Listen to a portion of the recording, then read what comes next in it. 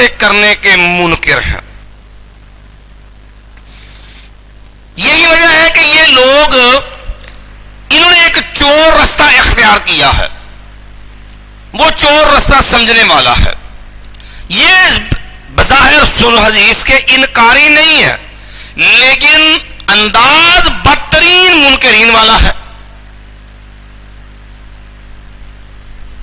ظاہر انکاری نہیں ہے لیکن عملاً بدترین انکار کا درجہ.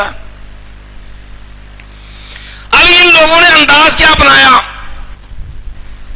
یہ ایک ظالمانہ تقسیم کی جو متکلمین کی تقسیم ہے، فلسفیوں کی تقسیم ہے، اور وہ تقسیم یہ ہے کہ جناب حدیث یہ خبر واحد ہے اور یہ ظنی ہے. قرآن مجید جو ہے یہ متواتر ہے اور یہ قطعی ہے. لہذا یہ حدیث اگرچہ صحت کے اندر کتنے بھی اعلیٰ درجے کی ہو، یہ قرآن مجید کی تخصیص نہیں کر سکتی. بھائی کیوں نہیں؟ جب نبی علیہ الصلوۃ والسلام کو اللہ نے حق دیا وَأَنزَلْنَا إِلَيْكَ الذِّكْرَ لِتُبَيِّنَ لِلنَّاسِ مَا نُزِّلَ إِلَيْهِمْ. پھر اس کے بعد یہ تقسیم سمجھنے والی ہے.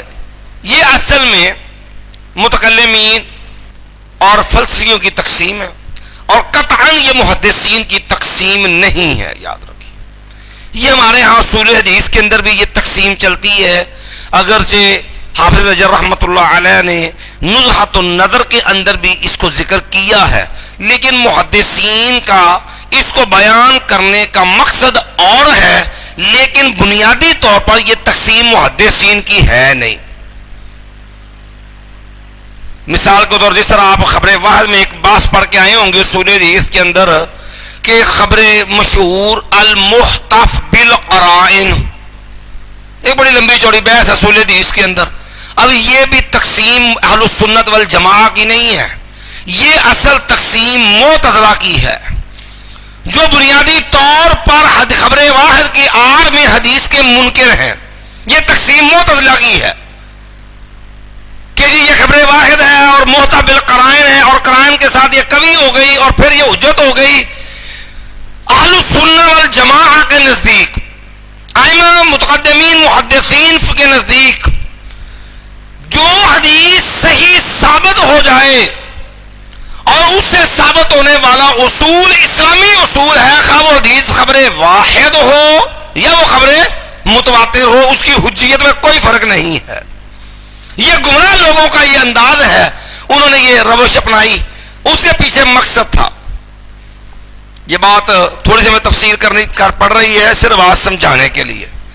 آپ حدیث کی وضع جھوٹی حدیثیں بنانے والے طبقات کا انداز پڑھیں نا، ان کی تھوڑی تاریخ. ایک وقت تھا یہ محدثین کے معاملے میں بالکل مبہوت اور رسوا ہو گئے تھے. یہ اپنے باطل مذہب کے لیے جھوٹی حدیثیں وضع کرتے تھے، بناتے تھے. محدثین نے جو کتاب و سنت سے اصول مستنبط کیے، جب اس کسوٹی پہ آتا معاملہ تو ان کا جھوٹ واضح ہو جاتا. یہ لوگ رسوا ہو جاتے کہ یہ کیا بن گیا، ہمارا تو جھوٹ پکڑا گیا. جھوٹی حدیثیں بنا کے بھی ان کی گاڑی نہیں چلتی تھی، اس لیے خارج نے بھی بنائی، روافض نے بھی بنائی، دیگر بہت سارے گمراہ فرق تھے، انہوں نے یہ کام کیا. پھر جب عباسی دور آیا نا اور فلسفیوں کی کتابوں کے تراجم ہوئے عربی میں، پھر یہاں سے یہ مسئلہ شروع ہوا اور فلسفیوں کی یہ تقسیم اٹھائی گئی. لیکن یہاں بھی ایک کمزوری سکم رہا کہ الفاظ اور تقسیم تو فلسفیوں کی لے لی لیکن فلسفیوں کی شرائط جو تھی پیچھے وہ چھوڑ دی گئی. اب اس کا نقصان پتہ کیا ہوا عملی طور پہ؟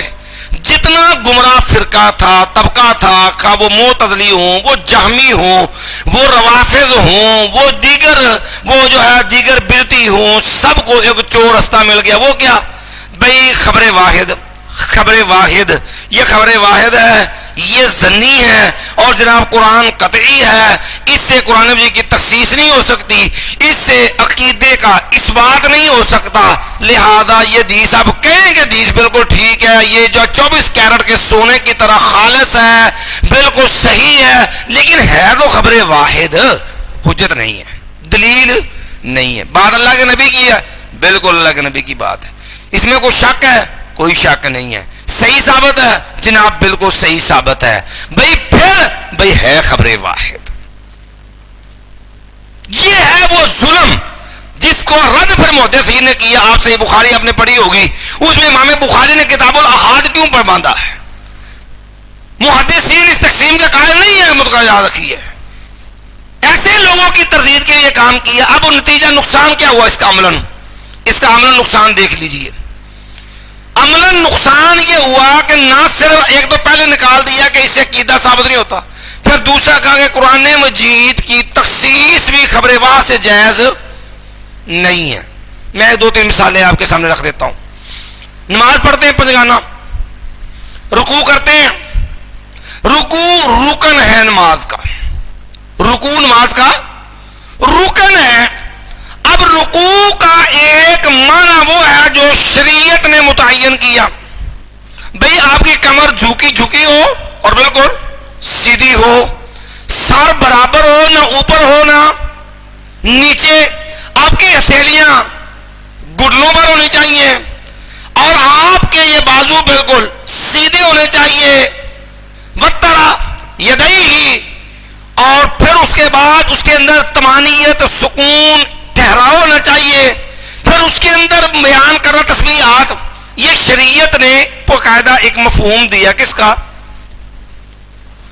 اب جن لوگوں نے خبر واحد کی آڑ میں قرآن کی تخصیص کا انکار کیا نا، ان لوگوں نے پھر کئی چور رستے بنائے۔ بھائی قرآن مجید میں ہے وَارْكَعُوا مَعَ الرَّاكِعِينَ، رکوع کرو رکوع کرنے والوں کے ساتھ۔ کہتے ہیں دیکھیے یہ رکوع ہے، بھائی اس کے اندر شریعت کے جو مطالب ہیں وہ بھی ملحوظ رکھیے۔ کہتے ہیں نہیں، یہ چونکہ لفظ خاص ہے، یہ لفظ کیا ہے؟ خاص ہے، لہذا خاص ہے اور مبین ہے، اور اس کو مزید وضاحت کی ضرورت نہیں، لہذا حدیث رسول صلی اللہ علیہ وسلم سے اس کے لیے نہ کمر کی صحت سیدھا کرنے کی قید لگا سکتے ہیں، نہ گھٹنوں پہ ہاتھ رکھنے کی قید لگا سکتے ہیں، نہ سر کی برابری کی قید، نہ طمانینت کی قید، وہ ساری حدیثیں وہ سب فارغ۔ کیوں؟ او بھائی حدیث رسول میں تو بڑی تفصیل ہے، شریعت کے تو باقاعدہ آداب ہیں رکوع کے، آپ نے یک لخت سب کچھ جو ہے وہ پس پردہ پھینک دیا۔ بھائی کیوں؟ کہتے ہیں اس لیے کہ وہ خبر واحد ہے، قرآن پہ اس کے ساتھ اضافہ جائز نہیں، لہذا رکوع کا لغوی معنی ہے الانحناء، جھکنا۔ آپ ہلکا سا جھک گئے، ہاتھ گھٹنوں پہ آئے نہیں آئے، آپ کی کمر سیدھی ہوئی نہیں ہوئی، آپ نے کچھ پڑھا نہیں پڑھا، آپ کے اندر طمانینت سکون اختیار کیا نہیں کیا، خلاص بھائی کچھ نہیں، رکوع ہو گیا۔ بھائی کیسے ہو گیا؟ قرآن شریعت تو نہیں ہے۔ اب رستہ کون سا اپنایا؟ خبر واحد کا، کہ اس سے قرآن مجید کی تخصیص نہیں ہو سکتی، اس سے بڑا انکار کیا ہوگا حدیث رسول صلی اللہ علیہ وسلم کا۔ اب پھر آگے بتایا گیا، دیکھیں جی یہ لفظ رکوع ہے، اور واضح نے جب اس کو وضع کیا تو جھکنے کے معنی میں وضع کیا۔ آپ سے پوچھ کے وضع کیا تھا کہ آپ کو پاس بلا لیا تھا کہ میں اس معنی میں وضع کر رہا ہوں؟ یہ بھی ایک بات سمجھنے والی ہے، یہ ہمارے عام طور پر چلتی ہے تعلیم کے اندر کہ جی جو لغت کے اندر وضع کرنے والے نے اس کو فلاں لفظ فلاں معنی میں وضع کیا۔ آپ سے پوچھ کے وضع کیا، کیا دلیل ہے کہ اس نے اس معنی کے لیے وضع کیا؟ یہ اٹکل پچو اور ایک گمان ہے اور ایک ٹیوا ہے بے بنیاد، جس کے اوپر آپ کھڑے ہیں، جس کی بنیاد ہی کوئی نہیں ہوتی کہ واضح نے اس کو اس معنی میں وضع کیا ہے، اس کی وضع بھی ثابت نہیں ہوتی کہ اس معنی کے لیے وضع کیا ہے، حالانکہ کتنے ظلم۔ اچھا اسی طرح رکوع سے کیا، اسی طرح سجدے سے کیا، اسی طرح طواف کے ساتھ کیا، وَلْيَطَّوَّفُوا بِالْبَيْتِ الْعَتِيقِ، اسی طرح طواف سے، بھئی طواف کا معنی چکر لگانا ہے، آپ کہیں بھی 7 لگانے ہیں، کوئی شرط نہیں، آپ کے جی باوضو ہونا چاہیے، کوئی ضروری نہیں. آپ کہیں جی طواف کے لیے جو فلاں جگہ سے شروع کر کے، بھائی وہ آپ اس کو ادب کا درجہ دے رہے ہیں ٹھیک ہے، لیکن خالی چکر بھی کافی ہے، ساتھ بھی ضروری نہیں. کیونکہ طواف کا معنی گھومنا، لغوی معنی یہ خاص لفظ ہے، لہذا خاص کو مزید تشریح کی ضرورت نہیں. لہذا بھئی حدیث رسول میں تو اس کے آداب ہیں، شروع کہاں سے کرنا ہے، کہنا معاملہ. کہتا جی وہ حدیث چونکہ خبر واحد ہے وہ ظنی ہے، لہذا طواف کی جو آپ شرائط آداب بیان کرتے ہیں وہ ضروری نہیں. اسے قرآن کی تخصیص، یہ ہے وہ بدترین گمراہ کفریہ انداز. اور فقہ حنفی ساری اسی پہ کھڑی ہے، یاد رکھنا. آپ اصول شاشی، آپ اصول نور الانوار، آپ اس سے اوپر التوضیح مع التلویح، آپ دیگر جتنی ان کی اصول کی کتابیں ہیں آپ ساری اٹھا لیں، ساری اسی ظلم پہ کھڑی ہیں. یہی وجہ ہے کہ فقہ حنفی ایک غیر اسلامی فقہ ہے، یہ اسلامی فقہ بھی نہیں ہے. یہ فقہ حنفی ایک غیر اسلامی فقہ ہے، یہ اسلامی فقہ نہیں ہے. کیونکہ اس کے اندر جب اسلامی مصادر سے انکار ہے اور اسلامی جو ہے جو مطلوب مقاصد ہے اس کی بجائے اپنے خانہ ساز الفاظ سے مراد اور بیان ہے، تو بھئی وہ شریعت کا مطلوب نہیں ہے. اب یہاں ایک اصولی غلطی کیا ہوئی ہے وہ بھی آپ کو عرض کیے دیتا ہوں کہ یہ خبر واحد کی آڑ میں انکار کیا تھی، اس کا قرآن پہ اضافہ جائز نہیں ہے، اور اپنی مرضی سب کچھ کر دیا، لطیفے بھی بنائے پھر انہوں نے. اب ایک آدمی سجدہ کیا ہوتا ہے، کہتا ہے وہ جو ہے ورکعوا واسجدوا یا مریم اقنتی لربک واسجدی ورکعی، رکوع کر سجدہ کر.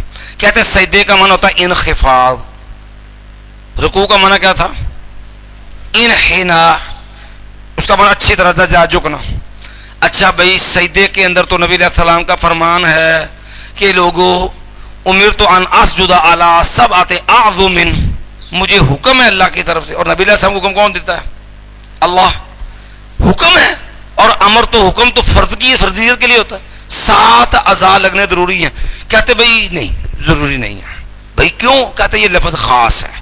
اچھا پھر بھائی آپ صرف پیشانی یا ناک آپ نیچے لگا لیں، باقی کوئی اعضاء آپ کا نیچے نہ لگے، سجدہ ہو گیا. کر کے دکھا دے کوئی. آپ نے ہاتھ بھی نہیں لگانے، آپ نے گھٹنے بھی نہیں لگانے، اور آپ نے ڈائریکٹ ناک لگانی ہے. سرجری والے ڈاکٹر سے رابطہ پہلے رکھیے گا، کیونکہ یہ آپ نے اپنی ذمہ داری پہ کرنا ہے. یا تو وہ کرے گا جو جمناسٹک کا ماہر ہو، یا پھر ناک کی ہڈی تڑوائے گا. کیوں؟ کیونکہ لغت کی آڑ میں سنت کا انکار ہے. اب حالانکہ دیکھیے آپ نے اصول فقہ پڑھی ہوگی، شریعت حقیقت کی 3 اقسام ہوتی ہیں. حقیقت کتنی قسمیں ہوتی ہیں؟ 3 اقسام ہوتی ہیں. ایک ہوتی ہے حقیقت شرعیہ، ایک ہوتی ہے حقیقت لغویہ، اور ایک ہوتی ہے حقیقت عرفیہ. حقیقت کی 3 اقسام ہوتی ہیں، حقیقت شرعیہ، حقیقت لغویہ، اور حقیقت عرفیہ. لفظ کا استعمال دیکھا جاتا ہے، یہ لفظ شریعت میں استعمال ہوا ہے. اگر یہ شریعت کے اندر استعمال ہوا ہے تو اس کے اندر یہ لفظ، اس کی حقیقت وہی سے اصل ہوگی جو شریعت نے بیان کی ہوگی. اگر وہاں لغوی معنی میں مستعمل ہے، لغوی طور پہ آیا، لغت کا مسئلہ ہے، تو اس کا حقیقی معنی وہی ہوگا جو اہل لغت کے یہاں اس کا معنی معروف ہے. اگر وہ لفظ عرف کا میں مستعمل ہے تو بھئی اس کا حقیقی معنی وہی سمجھا جائے گا جو عرف میں معروف ہے. اب لفظ استعمال ہوا شریعت میں اور اس کی مراد لے رہے ہیں آپ کون سی؟ لغت والی. تو یہ تو اصول سے بھی انحراف ہے. اسی چیز نے وہ سارا ظلم کر کے گمراہی کا دروازہ کھولا ہے. اور کوئی یہ نہ کہہ دے کہ جناب اس کی دلیل کیا کہ یہ لوگ نہیں مانتے. میں اصول کی کتابوں کے حوالے بھی دیے ہیں آپ کو. اس کے ساتھ صرف اشارتاً 1-2 باتیں میں حوالہ جاتی آپ کو نوٹ کروا دیتا ہوں. ہمارے یہاں دیوبندی مکتبہ فکر کے اندر موجودہ زمانے کے اندر قریب مولانا سرفراز خان صفدر دیوبندی، یہ نصرت العلوم گجرانوالہ کے صدر مدرس تھے، مولانا زاہد الراشدی کے والد ہیں، اور یہ جو ہیں وہ گجرانوالہ کے تھے، 100 سال سے زیادہ قریب عمر، زیادہ بلکہ کچھ ان کی عمر ہوئی، یہ فوت ہو گئے۔ یہ ان کی کتاب ہے ایک بریلویوں کے جواب کے اندر، آنکھوں کی ٹھنڈک۔ اب اس کتاب کے اندر باقاعدہ انہوں نے 2 جگہ ہیں، یہ صفحہ جو میں بیان کرنے لگا ہوں 25 صفحہ نمبر 25 ہے، ٹھیک ہے جی۔ انہوں نے اپنی اصول کی کتابوں کا حوالہ بھی دیا، اور یہاں پر یہ باتیں ان کی دیگر کتابوں میں، دل کا سرور دیگر کتابوں میں آپ کو مل جائے گی۔ اس میں بھی ہے کہ دیکھیے کہ عقیدت اور چیز ہے، عقیدت اور چیز ہے، عقیدہ اور چیز ہے۔ عقیدہ کے اس بات کے لیے کوئی قطعی نص یا خبر متواتر درکار ہے، یہاں خبر واحد صحیح سے بھی گاڑی نہیں چل سکتی۔ یہ تو عقیدے کے اندر حدیث کا انکار ہے نا۔ پھر اس کے بعد اس سے بھی آگے ادھر دیکھیے،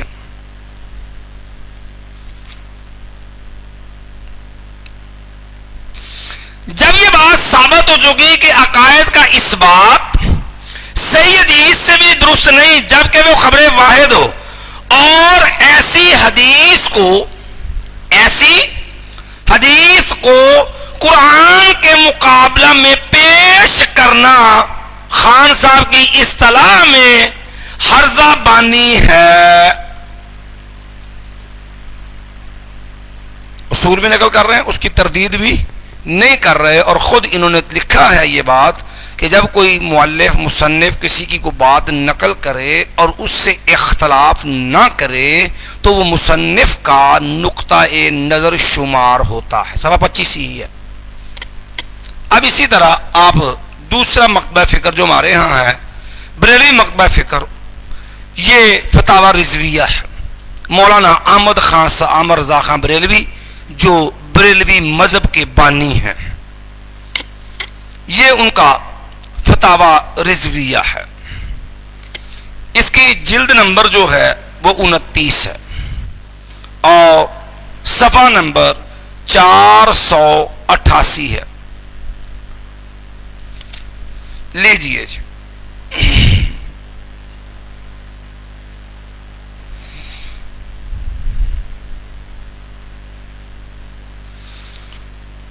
اللہ اکبر۔ نصوص ہمیشہ ظاہر پر محمول رہیں گی، نصوص ہمیشہ ظاہر پر محمول رہیں گی، بے دلیل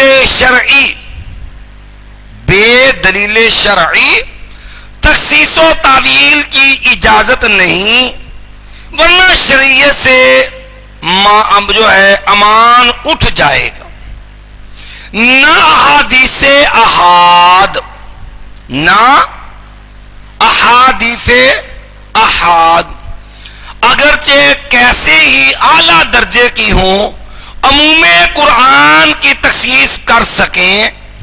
یہ حدیث اگر خبر واحد کتنی بھی اعلیٰ درجے کی کیوں نہ ہو، وہ قرآن کی تخصیص نہیں کر سکتی، بلکہ اس کے حضور مضمحل ہو جائیں گی، وہاں پر آ کے وہ ختم ہو جائیں گی، ان کی کوئی حیثیت باقی نہیں رہے گی۔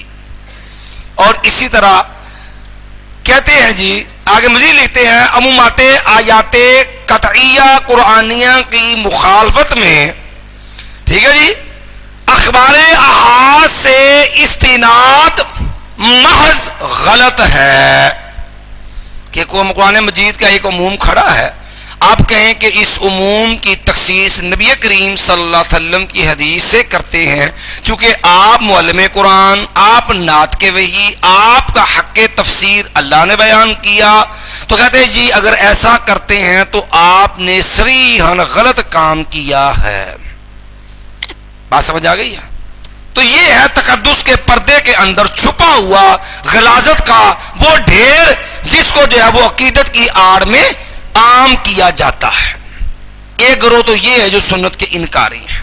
ہمارے یہاں دوسرا طبقہ ہے غلام محمد پرویز، یہ پرویزی فرقہ. ان بدبختوں نے بھی سنت پہ اب یہ بھی کہتے ہیں جی دیکھیے اطیعوا اللہ و اطیعوا الرسول. اب جو نبی علیہ السلام کا حق تفسیر تبیین تشریح توضیح ہے نا وہ نبی علیہ السلام نہیں کریں گے، وہ اس دور میں تھی. اب کون کرے گا؟ قیامت کا دین تو قیامت تک کے لیے ہے. کہتے نہیں. اب اس کے لیے انہوں نے ایک اصطلاح بنا لی. انہوں نے کہا جناب یہ کام جو ہے وقت کا جو حکمران ہوگا نا یہ اس کی ڈیوٹی ہوگی. بھائی اس کو حق کس نے دیا ہے؟ خلیفہ کو. خلیفہ کا وہ حکمران ہے. پھر ہر خلیفہ کے بعد دوسرے خلیفہ سے جب اس کا اختلاف ہوگا تو بھائی پھر نتیجہ اس کا حل کہاں سے نکلے گا؟ اس کو انہوں نے نام دیا ہے مرکز ملت. کہ قرآن کی تشریح تفسیر کا حق کس کو ہے؟ جی ہم نے عرض کیا کہ پرویزی فرقہ جو ہے نا مسٹر غلام احمد پرویز کے ایک پیروکار، وہ بھی نبی کریم صلی اللہ علیہ وسلم کی اس تفسیری حق کے منکر ہیں کہ حدیث رسول سے تشریح تفسیر توضیح نہیں ہو سکتی. وہ کہتے ہیں جو وقت کا خلیفہ حکمران ہوگا یہ حق تفسیر اس کو حاصل ہوگا، اور اس کو انہوں نے نام دیا ہے مرکز ملت. اب سوال ہے نبی تو شارع صاحب وحی، نبی کی بات تو قرآن کے بیان میں حجت نہیں. بھائی مرکز ملت کی بات کے حجت ہونے کی دلیل کیا ہے؟ یہ اس کی بات وحی الہی کیسے ہے؟ پھر جب مرکز ملت بدل جائے گا، آخر خلیفہ نے جو حکمران مرنا ہے کہ نہیں، آگے بڑھنا ہے کہ نہیں، یہ سلسلہ چلنا ہے کہ نہیں آگے.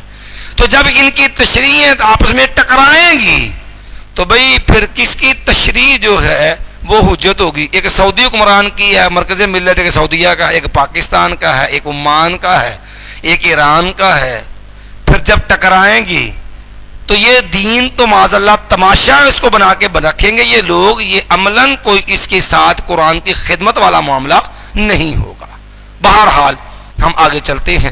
تو اس طرح یہ سارا گروہ گمراہ فرقوں کا وہ ہے جو اپنے مخصوص اہداف کے لیے اصل میں حدیث رسول کا منکر ہے، کیونکہ یہ قرآن سب سے بڑی رکاوٹ ان کی گمراہی میں وہ کیا ہے؟ نبی کریم صلی اللہ علیہ وسلم کی حدیث مبارکہ موت ہے اہل بدعت کے لیے حدیث رسول سے تشریح تفسیر. جیسے کل ہم نے ایک بات آپ کو عرض کی تھی کہ جتنے بدعی مسائل ہیں نا ان کے لیے جب قرآن سے استدلال کریں نا تو پہلے آپ طے کر لیں کہ بھئی یہ مسئلہ آج کا نیا پیش آمدہ ہے، پھر تو بات ٹھیک ہے کہ آپ قرآن سے استدلال کر کے اجتہاد کر کے آپ اس کا حل پہ تلاش کر رہے ہیں. کیونکہ جو نئے پیش آمدہ مسائل ہوتے ہیں اس کے لیے اجتہاد ہو سکتا ہے نا.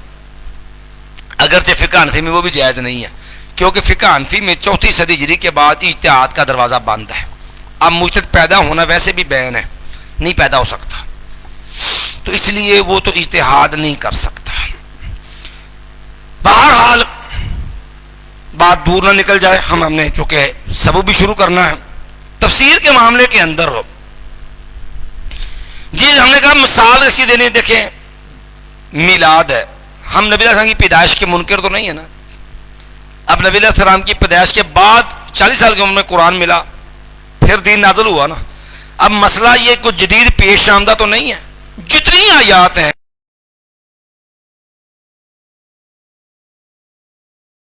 کیونکہ میلاد کا معنی ولادت باسعادت، اس کے تو ہم منکر نہیں ہے نا، بھئی پیدا ہوئے نا.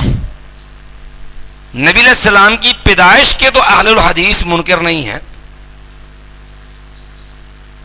اختلاف کہاں پہ ہے؟ وہ دن عید اور اس عید پہ جشن، جو چیز متنازع ہے نا اس پہ بات ہونی چاہیے. اس کے لیے جو قرآن کے ساتھ یہ ظلم کرتے ہیں بھئی اس کی جو تشریح تفسیر آیات جتنی بھی پڑھیں، نبی علیہ السلام سے اس کی تفسیر ہے، صحابہ کرام سے تفسیر ہے، اذ لیسا فلیس. اور یہاں پر آ کے وہ بدترین ظلم کر رہے تفسیر بالرائے والا. تفسیر بالرائے والا کیا ہوتی ہے؟ قرآن کی تفسیر قرآن سے بھی نہیں، قرآن مجید کی تفسیر حدیث رسول سے بھی نہیں، اقوال صحابہ سے بھی نہیں، بلکہ خود اپنی خواہش اور من مرضی سے قرآن کی تفسیر کرنا، جس کی مثال آپ کو اس کی حرمت کا فتویٰ بھی جعل کی ابتدا میں مل جائے گا، اور اس کی عملی تفسیر وہ بھی جعل کے اختتام میں مل جائے گی. لکھتے بیچارے کچھ اور ہیں، کرتے کچھ اور ہیں. مثال لے لیں، یوم ندعو کل اناس بامامہم. اب آپ قرآن جی کا سیاق پڑھیے، وہاں تو بات ہی نامہ اعمال کی ہے، اور یہ مانا کیا کر دیا؟ ہر قوم کو ہم ان کے امام کے ساتھ بلائیں گے. شافیوں کو شافی، امام شافی کی طرف، امام مالک کو مالکیوں کے پیچھے، حنبلیوں کو امام احمد ابن حنبل. اب بتائیے کہ یہاں وہ امام کا معنی اپنا معہود فقہی امام، بھئی یہ تفسیر قرآن میں ہے، حدیث رسول کی ہے، یہ صحابہ کرام کی تفسیر ہے. چلیے جی، اس کے بعد تفسیر کا درجہ ہے تفسیر القرآن باقوال الصحابہ. یاد رکھیے صحابہ کرام کے جی کی جو تفسیر ہے، صحابہ کرام وہ ہیں جو عہد نبوی کے جملہ واقعات، حوادث، قرآن مجید جو زندگی کے مختلف جو لیل و نہار کے معاملات ہیں ان کے عملی شاہد ہیں، ان کو عملی دیکھنے والے ہیں، ان کو عملاً جاننے والے ہیں. اس لیے سب سے اقرب تفسیر جو ہے وہ قرآن کے نبی علیہ السلام بعد صحیح تفسیر کس کی ہوگی؟ صحابہ کرام کی. اور یہی امت کے اصل سلف ہیں، جو ہم یہ سلفی بھی کہلاتے ہیں نا.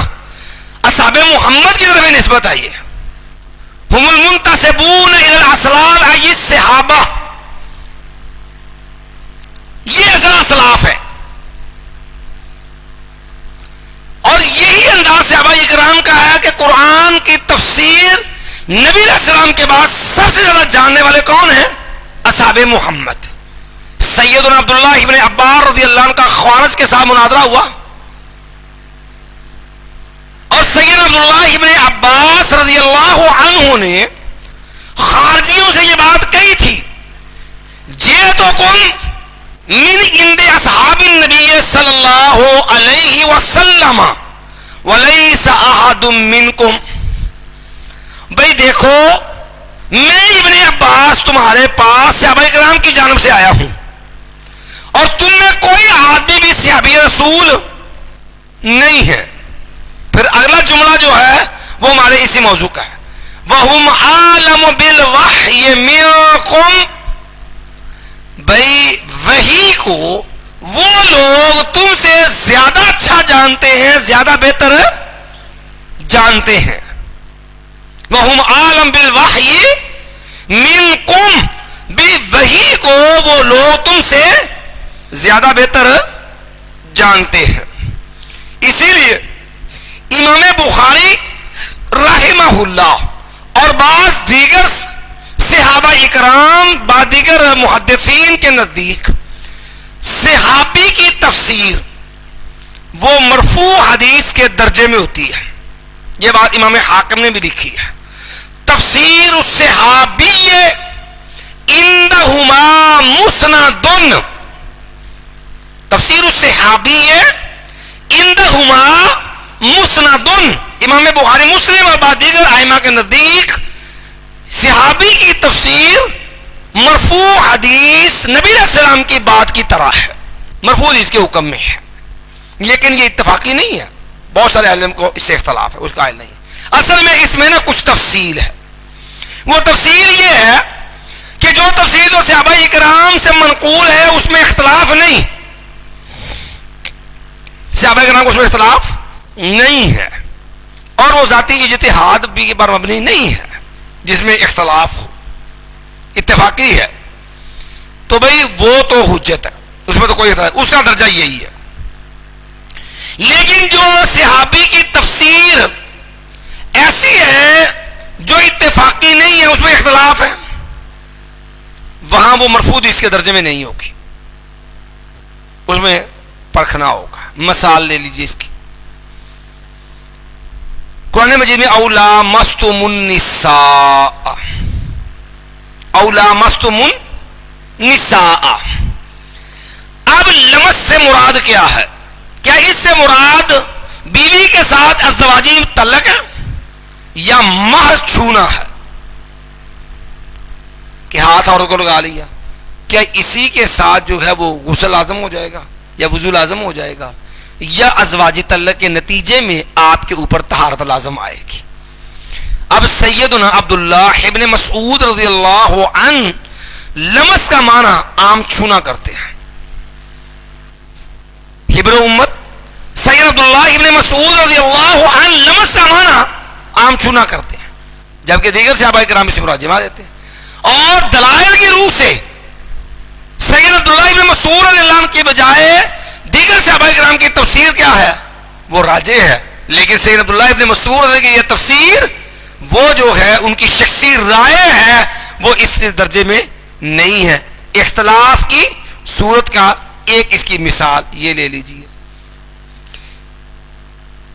اسی طرح اس میں وہ صحابہ کرام بھی آ جاتے ہیں جو اسرائیلیات کے حوالے سے معروف ہیں. ان کے اندر بھی دیکھا جائے گا کہ ان کی وہ بات اسرائیلیات سے ماخوذ تو نہیں ہے، جیسے عبداللہ بن سلام رضی اللہ تعالی عنہ ہے. تو اس لیے صحابہ کرام کے جو تفسیر اسے منقول ہے اور ان میں اختلاف نہیں ہے، تو ایسی تفسیر جو ہے وہ حجت ہے. اور اس کی وجہ صحابہ کرام کا بھی یہ منہج ہے کہ وہ وحی الہی کو دیگر لوگوں سے زیادہ بہتر جاننے والے ہیں. اس کے بعد درجہ ہے تابعین کی تفسیر کا. یاد رکھیے تابعین کی تفسیر، اس کے اندر امام ابن تیمیہ رحمۃ اللہ علیہ نے سب سے پہلے جو مقدمہ فی اصول تفسیر لکھا، یعنی ویسے تو تفسیر کے اصول متفرق تو آپ کو کئی جگہ مل جائیں گے، لیکن مستقل طور پر اصول تفسیر پر مولانا ابو الحسن ندوی رحمہ اللہ کے بقول بھی امام ابن تیمیہ رحمۃ اللہ علیہ وہ پہلے آدمی ہیں جنہوں نے مستقل اس پہ ایک رسالہ لکھا، مقدمہ فی اصول تفسیر. انہوں نے بھی اس کے اندر یہ بات لکھی ہے کہ مفسر اصل تو تابعی کی بات حجت نہیں ہوتی، لیکن تابعین کی ایسی تفسیر جو ان کی اتفاقی اجماعی ہو، جن میں ان کا کوئی اختلاف نہ ہو، تمام تابعین اس پہ متفق ہوں، وہ بھی قریب قریب حجت ہی ہوتی ہے. وہ بھی صحیح قول کے مطابق کیا ہے؟ حجت ہے. گویا کہ اس کو آپ اجماع کے درجے میں لے جا سکتے ہیں. بات سمجھ آئے گی؟ لیکن اصلاً چونکہ نہ وہ وحی الہی کے مشاہد ہیں اور نہ ہی جو ہیں ان حوادث کے وہ جاننے والے ہیں، بہرحال وہ صحابہ کرام کے شاگرد ہیں، اس لیے جہاں ان کا معاملہ اتفاقی ہے اس کو امام تیمیہ رحمۃ اللہ نے بھی حجت کے درجے میں رکھا ہے. اس کے بعد آ جاتی ہیں اسرائیلیات. اسرائیلیات یہود و نصارہ سابقہ اقوام سے لی گئی باتیں، اور یہ بات آپ نے پڑھی ہوگی کہ اس کے 3 درجے ہوتے ہیں، اس کی 3 اقسام ہوتی ہیں. ایک وہ ہے جس کی تصدیق تشریح، جس کی تصدیق تائید قرآن و سنت سے موجود ہے. اسرائیلیات کا وہ درجہ جو قرآن و سنت میں موجود ہے، جس کی تائید ہماری شریعت میں ہے، بھئی وہ تو الگ اس کی حیثیت ہی ختم ہوگی، وہ تو اس لیے اس کو مانتے ہیں کہ وہ ہماری شریعت اس کی تائید کرتی ہے. دوسری چیز ہوتی ہے اس کے بعد وہ صورت اسرائیلیات کی جو کتاب و سنت کے منافی ہے، قرآن و سنت کے خلاف ہے، وہ مردود ہے کیونکہ ہماری شریعت نے اس کی تردید کر دی. تیسری صورت ہوتی ہے کچھ ایسی چیزیں نہ وہ ہماری شریعت کے موافق ہیں نہ مخالف ہیں، شریعت اس کے بارے میں وہ مسکوت ان چیزیں ہیں، شریعت اس کے اوپر خاموش ہے. اس کے اندر جو ہے قرآن کی تفسیر پھر بھی اس چیز سے جائز نہیں ہے. ہاں اہل علم کے ہاں جو اس بارے میں رائے ہے، حدثوا عن بنی اسرائیل والا حرج، اس معاملے کے اندر اس میں جو چیزیں بطور نصیحت، عبرت، ٹھیک ہے جی، موعظت وغیرہ کے لیے ہوں، ان کو بعض اہل علم بیان کے قائلین ہیں، لیکن اس وضاحت کے ساتھ کہ یہ اسرائیلیات سے ماخوذ ہے، ورنہ یہ تفسیر کا نہیں۔ اس کے بعد اگلا درجہ تفسیر کے اندر لغت عرب۔ دیکھیے لغت ایک بنیادی مصدر ہے، لیکن شریعت کے مقاصد کے لیے اصل درجہ تفسیر، تفسیر القرآن بالقرآن، تفسیر القرآن بالسنہ، تفسیر القرآن باقوال صحابہ کا۔ لغت سے رہنمائی لی جائے گی، لیکن شریعت پر لغت قاضی اور حجت نہیں ہوگی، اور محض لغت سے تفسیر ممکن بھی نہیں ہوتی، کیونکہ تفسیر کے اندر لغت میں آپ کو ایسے لفظ مل جائیں گے جس میں ایک چیز کے 500 نام ہیں، ہزار نام بھی مل جائیں گے۔ پھر اس کے اندر لغوی معنی متعدد ہوتے ہیں، اس میں سے کون سا معنی لیا جائے گا، یہ ہم بات کر رہے ہیں منکر حدیث کے تناظر میں، کہ عام طور پر وہ کہتے ہیں لغت عرب، لغت سے ہم کما کر لیں گے، حالانکہ محض لغت سے تفسیر ممکن نہیں ہے، کیونکہ لغوی بھی معصوم نہیں ہے، صحابہ وحی نہیں ہے، اختلاف ان میں بھی بھرپور ہے، پھر شریعت کے مقابلے میں وہ حجت بھی نہیں ہے۔ پھر آگے عقل سلیم، ایک آخری مصدر، یہ ہوتا ہے پیش آمدہ مسائل کے لیے قرآن و سنت سے استدلال اور قرآن و سنت سے استنباط، اس کے لیے فکر سلیم ایک بنیادی ذریعہ ہے۔ تو بہرحال یہ اختصار سے کچھ اصول کی باتیں تھی، اصول تفسیر سے متعلقہ، جو ہم نے آپ کے سامنے عرض کی ہیں۔ یہ ضروری تھی کیونکہ محض قرآن کا ترجمہ تفسیر پڑھ لینا کافی نہیں ہوتا، لیکن ایسے ہمارے معاشرے میں بڑے بڑے لوگ ہیں، القابات پڑھیں گے تو بندہ انڈیا تک پہنچ جائے تو القاب نہیں ختم ہونے کا نام لیتے ہیں، لیکن نکالیں تو آ جا کے وہی مخصوص فرقہ وارانہ سوچ کے اندر، محدود سوچ کے مالک، اور اپنے فرقہ وارانہ جو ہے وہ کیا لیجیے خانہ ساز ذہن کے ساتھ بند ہو کے بیٹھے ہوتے ہیں اور ہر چیز انکار کیے جاتے ہوتے ہیں۔ یہ ظلم بڑے بڑے لوگوں میں ہے، مفسر قرآن بڑے ہیں، تفسیر پہ کتابیں شائع کی ہوئی ہیں، لیکن وہ اپنے فرقہ وارانہ عصبیت پہ شریعت کے انکار سے بھی نہیں چوکتے، یاد رکھیں۔ اس کی ایک مثال دے دیتا ہوں آپ کو، آپ بڑے بڑے مفسر قرآن دیکھ لیں گے، جو ہم جتنے بھی دیوبندی بریلوی ان کی تفسیریں اٹھا لیں، آپ خلے کا مسئلہ نکال لیں، فقہ حنفی عملی طور پہ خلے کی منکر ہے، شریعت میں مرد کو کہ طلاق دیا نا، عورت کو کہ خلا دیا، عملاً سارے منکر ہیں۔ یہ منکر کیسے ہیں؟ یہ کہتے ہیں بھی جب تک خامد راضی نہیں ہوتا اور جدا نہیں ہو سکتی، تو بھئی پھر اختیار عورت کا ہوا کہ مرد کا؟ جیسا طلاق ہے، اگر آپ طلاق میں یہی شرط لگا دیتے ہیں کہ بھئی اگر بیوی راضی نہیں ہے تو طلاق نہیں ہو سکتی، تو بندہ کلی جاوے چکی جائے تینوں طلاق بڑی کہتی میں مانتی نہیں، طلاق ہو جائے گی، پھر اختیار مرد کا ہوا کہ عورت کا؟ مرد کے طلاق میں تو کوئی شرط نہیں ہے عورت کی رضامندی کی، وہاں پر عورت کے لیے شرط لگا دی کہ مرد کی رضا کے بغیر جائز نہیں۔ اسی لیے آپ کے ملک میں عملی طور پر یہ لوگ فیملی کورٹ سے جو ڈگری ہوتی ہے نا خلے کی، یہ سارے منکر ہیں۔ ان کی تفسیریں اٹھا لیں، یہاں بالکل یا تو سمم بکمن ہو کے گزر جائیں گے یہاں سے، یا پھر یہ ایسا ظلم کریں گے کہ وہاں پر کوئی صرف نام کیا تک لے کے خود سادہ شرائط سے گزر جائیں گے۔ آپ مفتی شفیع صاحب ہے نا، تقی عثمانی صاحب کے والد، ان کی تفسیر معرف القرآن وہی پڑھ لیں، وہ بھی بڑے خاموشی سے وہاں سے جو ہے وہ کان لپیٹ کے گزر گئے، چھیڑا تک نہیں۔ فصل قرآن ہے، تفسیر معرف القرآن ہے، معرف بیان ہو رہے ہیں قرآن کے، لیکن چونکہ مسئلہ اپنے فقہی مسئلہ کے خلاف تھا، نہیں چھیڑا اس کو، گزر گئے اسی طرح معرف القرآن۔ میں کہنے کا مقصد یہ ہے کہ یہ چیزیں اصول ہم نے اس لیے عرض کیے ہیں کہ ہمیں قرآن کی تفسیر کی بنیادی جو طریقہ کار ہے اس کی حقیقت پر بھی آگہی ہونی ضروری ہے۔ چلیے جی کھولیے جی قرآن مجید، بسم اللہ الرحمن الرحیم،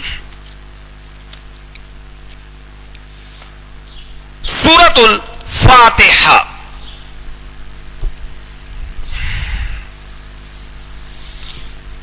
اللہ،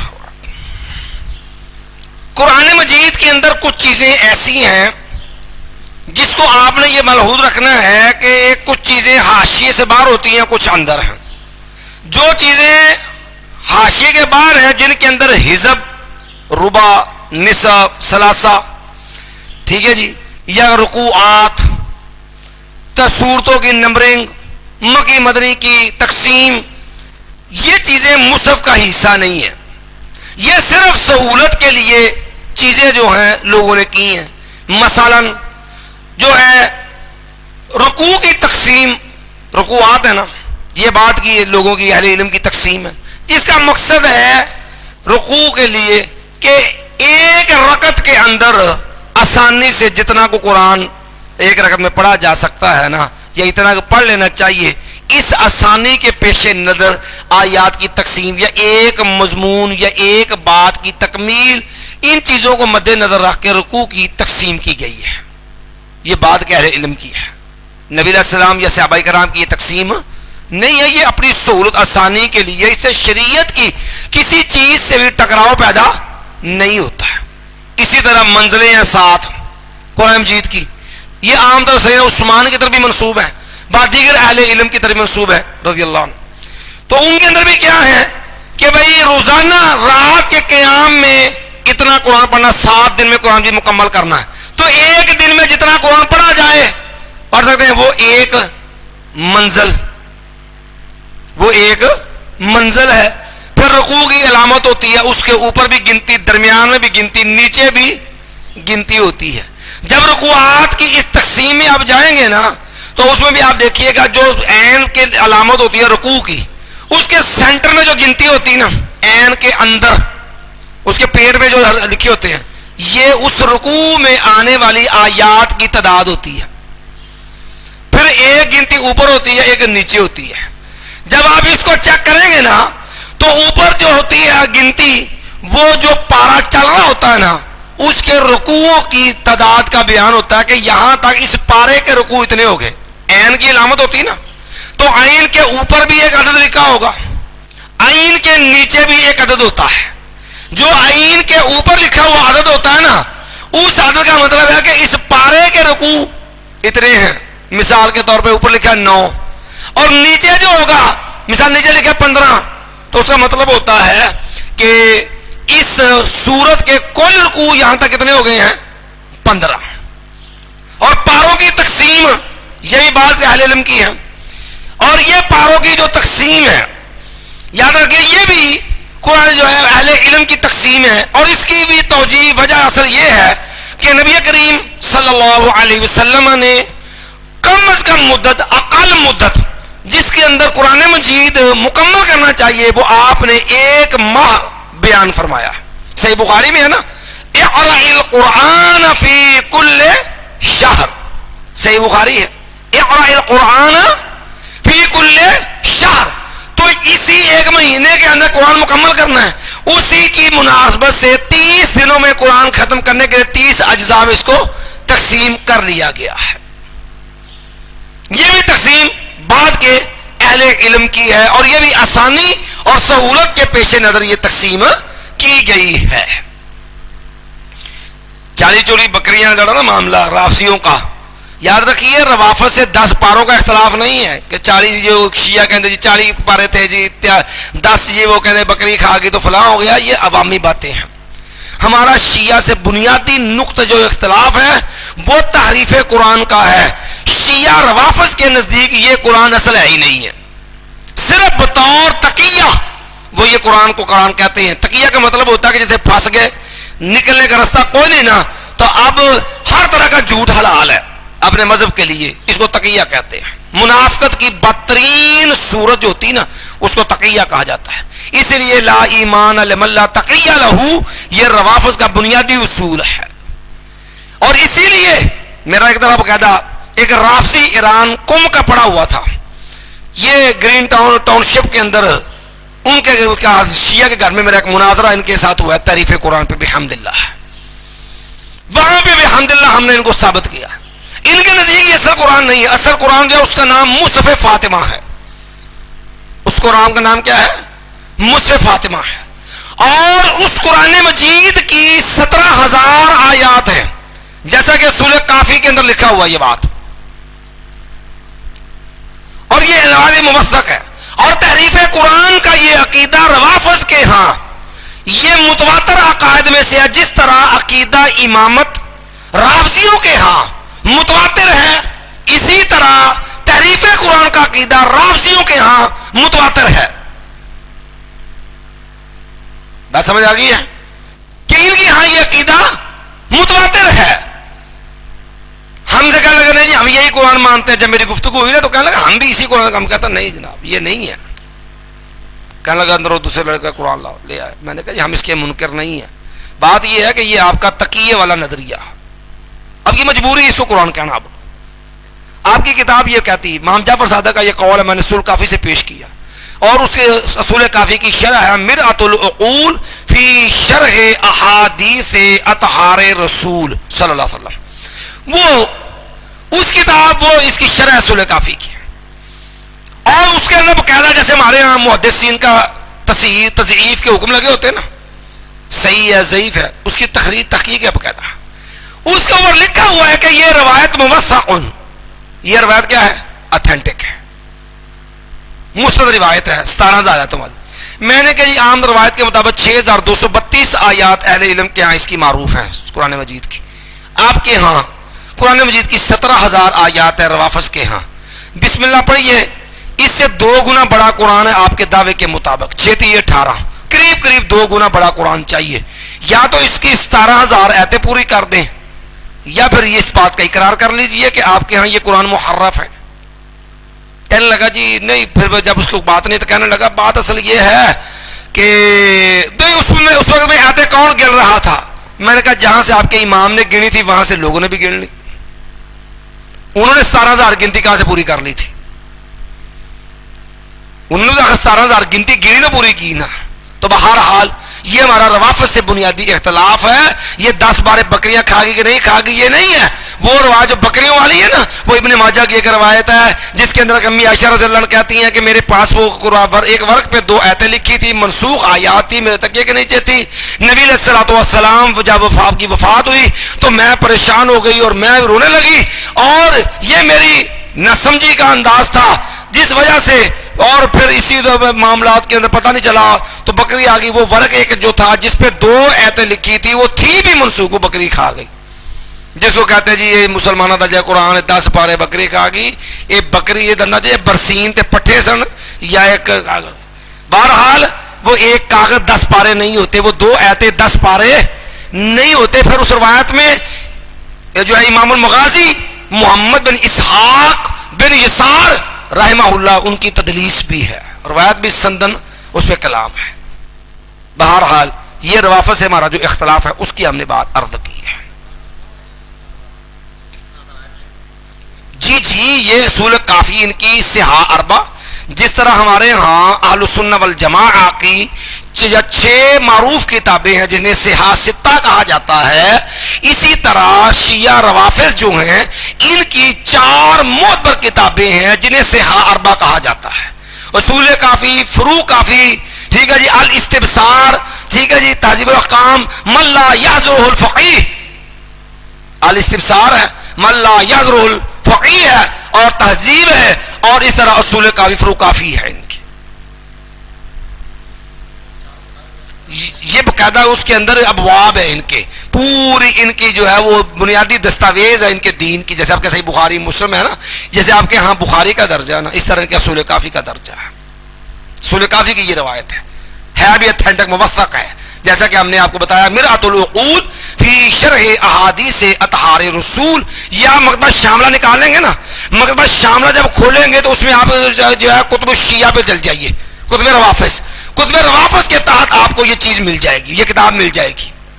کیونکہ جب میں نے یہ والا پیش کیا, میں استاد محترم جو ہے شیخ مفتی مبشر ربانی حافظہ اللہ تعالی, اللہ استاد محترم کو تندرستی صحت عطا فرمائے, استاد محترم سے تیاری کر کے گیا تھا. استاد محترم سے باقاعدہ میں کتاب لے کے گیا تھا. اب اس نے تصدیق کے لیے جو مکتبہ شاملہ کھول کے نکالی, وہ جو نسخہ میرے پاس مطبوع تھا وہی مکتبہ شاملہ کے اندر بھی وہ شامل تھا, جس وجہ سے ان کے لیے دروازہ بند ہو گیا تھا نکلنے کا. یہ ہمارے ایک بھائی ہیں سلمان, ٹاؤن شپ میں رہنے والے ہیں, ان کا خیر خاندان شیعہ ہے. سلمان بھائی نے اپنے، چونکہ ان کی بیوی پہلی اسی خاندان سے تھی، اس کے بچے بھی ہیں، انہوں نے دوسری شادی کی ہوئی تھی، کوشش ہے کہ میری بیوی چلو معاملہ اللہ کرے اللہ اس کو ہدایت دے دے، اس لیے انہوں نے پھر اپنے خاندان کے لیے کو بٹھایا تھا، اور باقاعدہ ایران و قم کا وہ فاضل تھا جس کے ساتھ میری یہ گفتگو ہوئی، شیعہ جو عالم تھا، پھر باقاعدہ ہم سے وعدہ کر کے چلے گئے اب ہم دوبارہ، یہ بات ہمارے سامنے پہلی دفعہ آئی ہے، دوبارہ ہم تحقیق کریں گے، کیونکہ اب دوبارہ وہ دن آنا تھا نہ آئے گا، کہ ہمیں پتا تھا، اس لیے جو ہے وہ صرف چور افرار رستہ تھا ان کا، آج تک دوبارہ نہیں آیا، پھر انہوں نے پیغام بھی بھیجا کہ دوبارہ نہیں آئے وہ سامنے۔ چلیے جی، بہرحال ایک ورق تھا اس طرح ورق کا، نہیں وہ منسوخ آیت ہے، میں نے عرض کیا پہلے، وہ منسوخ آیت تھی جس کا حکم ختم ہو چکا ہے، وہ ختم ہو گیا تھا جی، رائد رضا سے متعلقہ منسوخ آیت تھی جی، نہیں وہ ان کے نزدیک 12واں امام جس کی پیدائش بھی متنازع ہے، وہ 12واں امام جسے قائم آل محمد کہتے ہیں، امام منتظر کہتے ہیں، امام مہدی کہتے ہیں، ٹھیک ہے جی، جس کے نام کی گاڑیوں کے پیچھے باقاعدہ پلیٹ لگی ہوتی ہے، لکھا ہوتا ہے یا امام المنتظر یا امام الغائب ادرکنی، یہ لکھا ہوتا نا، قائم آل محمد جسے یہ کہتے ہیں، جس نے آل محمد کو آگے کھڑا کرنا سارا جو ہے، جن کو یہ ماحود مہدی کہتے ہیں، وہ کہتے ہیں جی غار میں ہے، اس کی پیدائش بھی متنازع ہے کیونکہ 11ویں امام کی اولاد نہیں ہوئی تھی۔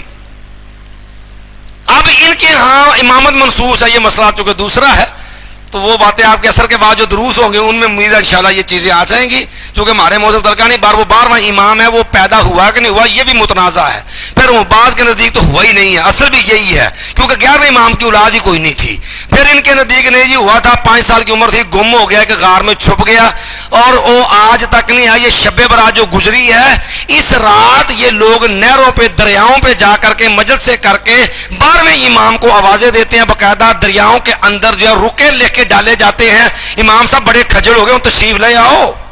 چلیے جی، بہرحال سورۃ الفاتحہ مکیۃ، سورہ فاتحہ مکی سورت ہے، یاد رکھیے مکی اور مدنی یہ تقسیم قرآن مجید کی وہ تقسیم ہے کہ نبی کریم صلی اللہ علیہ وسلم کا ہجرت سے پہلے کا دور جو قرآن مجید کے نزول کا دور ہے اسے مکی کہا جاتا ہے، اس میں جتنی صورتیں نازل ہوئیں وہ مکی صورتیں کہلاتی ہیں، اور اس کے بعد جتنی صورتیں قرآن نازل ہوا نبی کریم صلی اللہ علیہ وسلم کی وفات تک وہ سارا جو ہے وہ مدنی جو ہے وہ صورتیں کہلاتی ہیں، اور قرآن مجید کی کل 114 یہ صورتیں ہیں جو ہے قرآن مجید کی 114 صورتیں ہیں، جس میں سے جو ہے وہ 87 صورتیں مکی ہیں اور 27 صورتیں جو ہیں وہ مدنی ہیں۔ بعض آیات کے اندر بھی معاملہ آئے گا کہ کچھ صورتیں مکی ہوں گی، آیات مدنی ہیں، چونکہ قرآن مجید کی یہ ترتیب جو ہے، دیکھیے 2 ترتیبیں ہیں قرآن مجید کی، ایک ترتیب ہے جسے ترتیب نزولی کہا جاتا ہے، ایک ہے وہ ترتیب جس میں ہم پڑھ رہے ہیں۔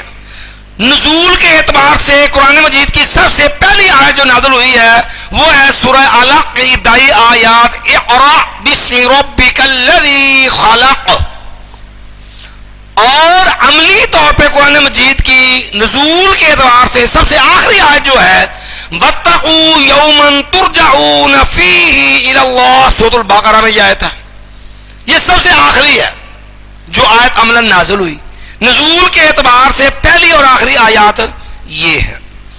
لیکن نبی کریم صلی اللہ علیہ وسلم پہ جب بھی قرآن نازل ہوتا نبی علیہ صحابہ کرام کو بلاتے اور آپ بلا کر کے وہ قرآن سناتے اور فرماتے ضعوا ہذہ مع ہذہ، بھئی اس آیت کو فلاں آیت سے رکھ دو، ملا دو، اس سورت کو فلاں سورت کے ساتھ ملا دو۔ اس لیے قرآن مجید کی یہ جو ترتیب ہے جس میں سورۃ الفاتحہ سے قرآن کا آغاز ہے، سورہ الناس پہ اس کا یہ قرآن مجید مکمل ہوتا ہے، یہ ترتیب توقیفی ہے، نبی علیہ السلام کی لگوائی ہوئی ہے، صحابہ کرام کا کوئی ذاتی اجتہاد نہیں ہے، یہ ترتیب توقیفی ہے، نبی علیہ السلام کی لگوائی ہوئی یہ ترتیب ہے۔ اس کے بعد یعنی کہ یہ نبی علیہ السلام کی بیان کردہ لوگوں کا ذاتی اجتہاد نہیں ہے۔ یہ